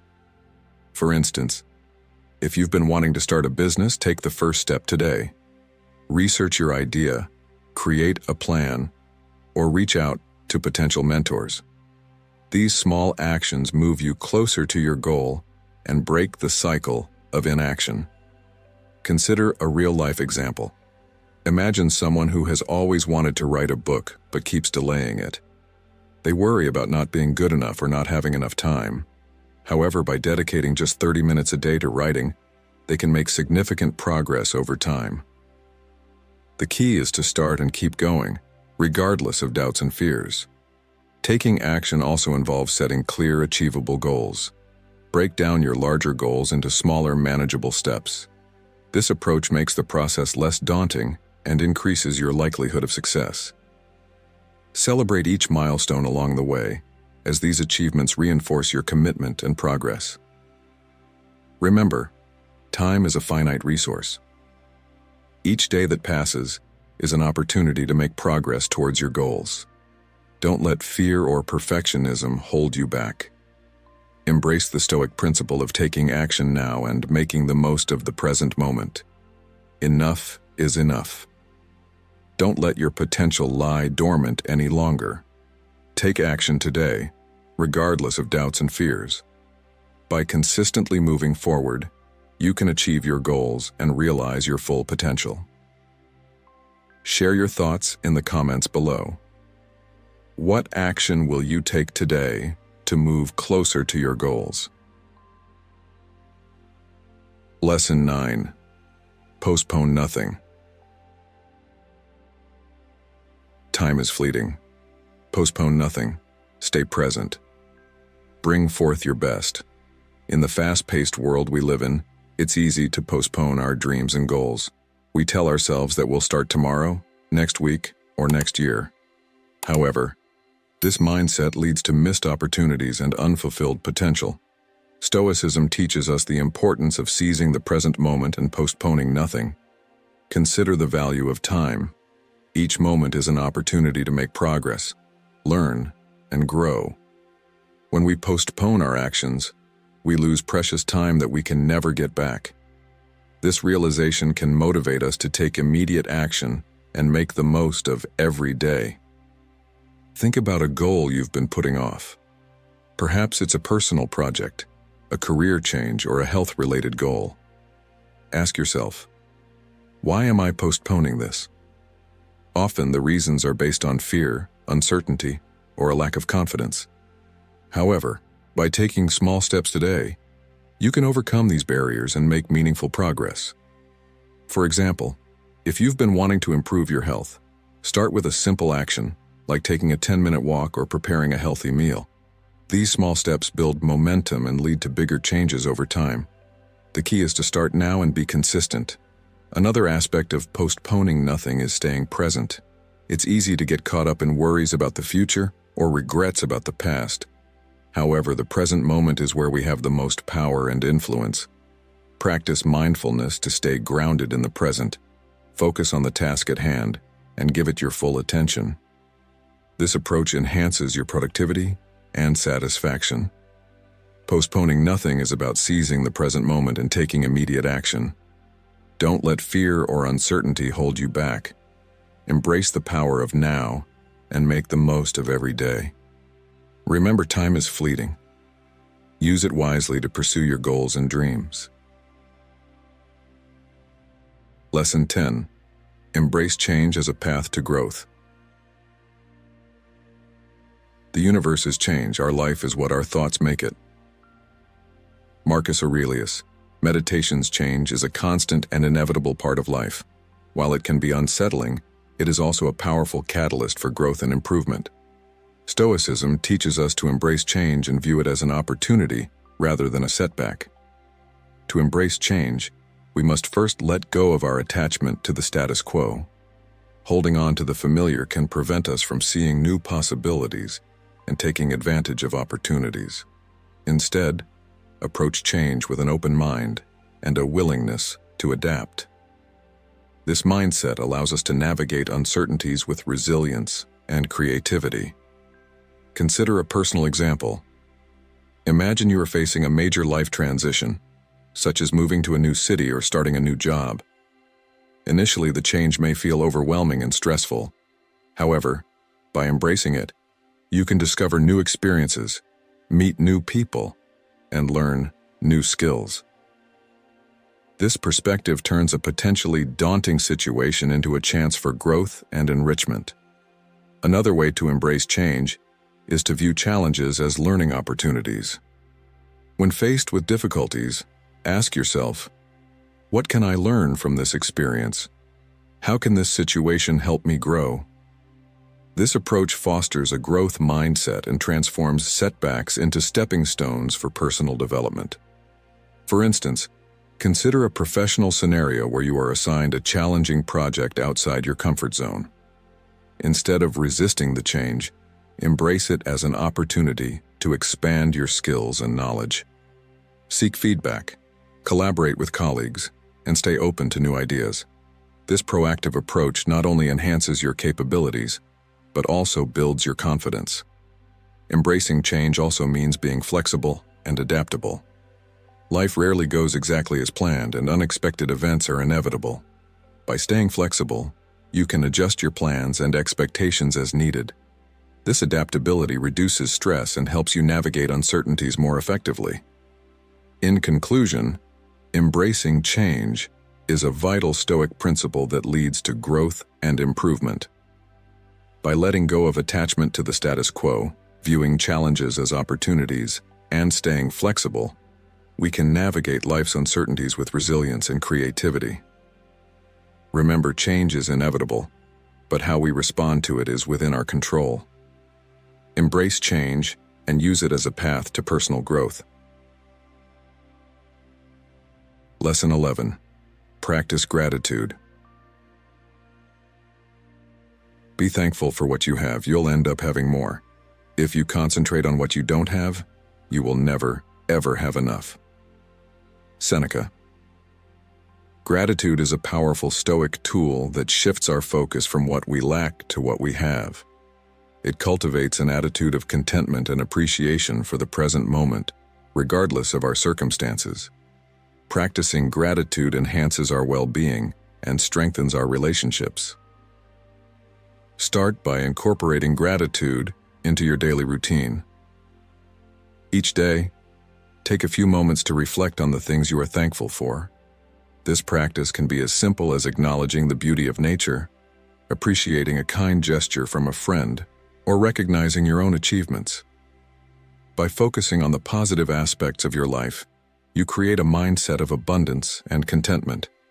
Gratitude also involves recognizing the value of challenges and setbacks. These experiences often provide valuable lessons and opportunities for growth. When faced with difficulties, try to find something positive in the situation. This perspective not only reduces stress, but also fosters resilience and optimism. Consider a practical example. Imagine you are going through a tough time at work. Instead of focusing solely on the negatives, try to identify any positives. Perhaps you're learning new skills, developing resilience, or building stronger relationships with your colleagues. By practicing gratitude, you can find silver linings in challenging situations. Another aspect of gratitude is expressing it to others. Take the time to thank the people in your life who have supported and inspired you. This practice strengthens your relationships and creates a positive atmosphere. Whether it's a simple thank you note, a heartfelt conversation, or a small act of kindness, expressing gratitude can have a profound impact on both you and the recipient. Gratitude can also be cultivated through mindfulness and meditation. These practices help you become more aware of the present moment and appreciate the simple joys of life. Mindfulness allows you to fully experience and savor positive moments, enhancing your overall sense of well-being. In conclusion, practicing gratitude is a powerful Stoic principle that leads to greater contentment and fulfillment.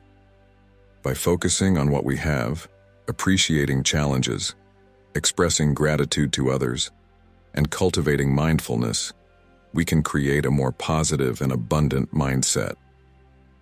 Remember, gratitude is not just a feeling, but a practice that enriches our lives. Embrace gratitude and let it transform your perspective. What are you grateful for today? Share your thoughts in the comments below, and let's cultivate gratitude together. Thank you for watching today's video on Stoic in your life. Remember, you have power over your mind, not outside events. Realize this, and you will find strength, as Marcus Aurelius taught us. By applying these Stoic principles, you can cultivate personal growth and find true happiness. We encourage you to reflect on these lessons and integrate them into your daily routine. What principle resonated with you the most? Share your thoughts in the comments below, and don't forget to like, share, and subscribe for more insights on living a Stoic life. Let's continue this journey together towards a more serene and fulfilled existence.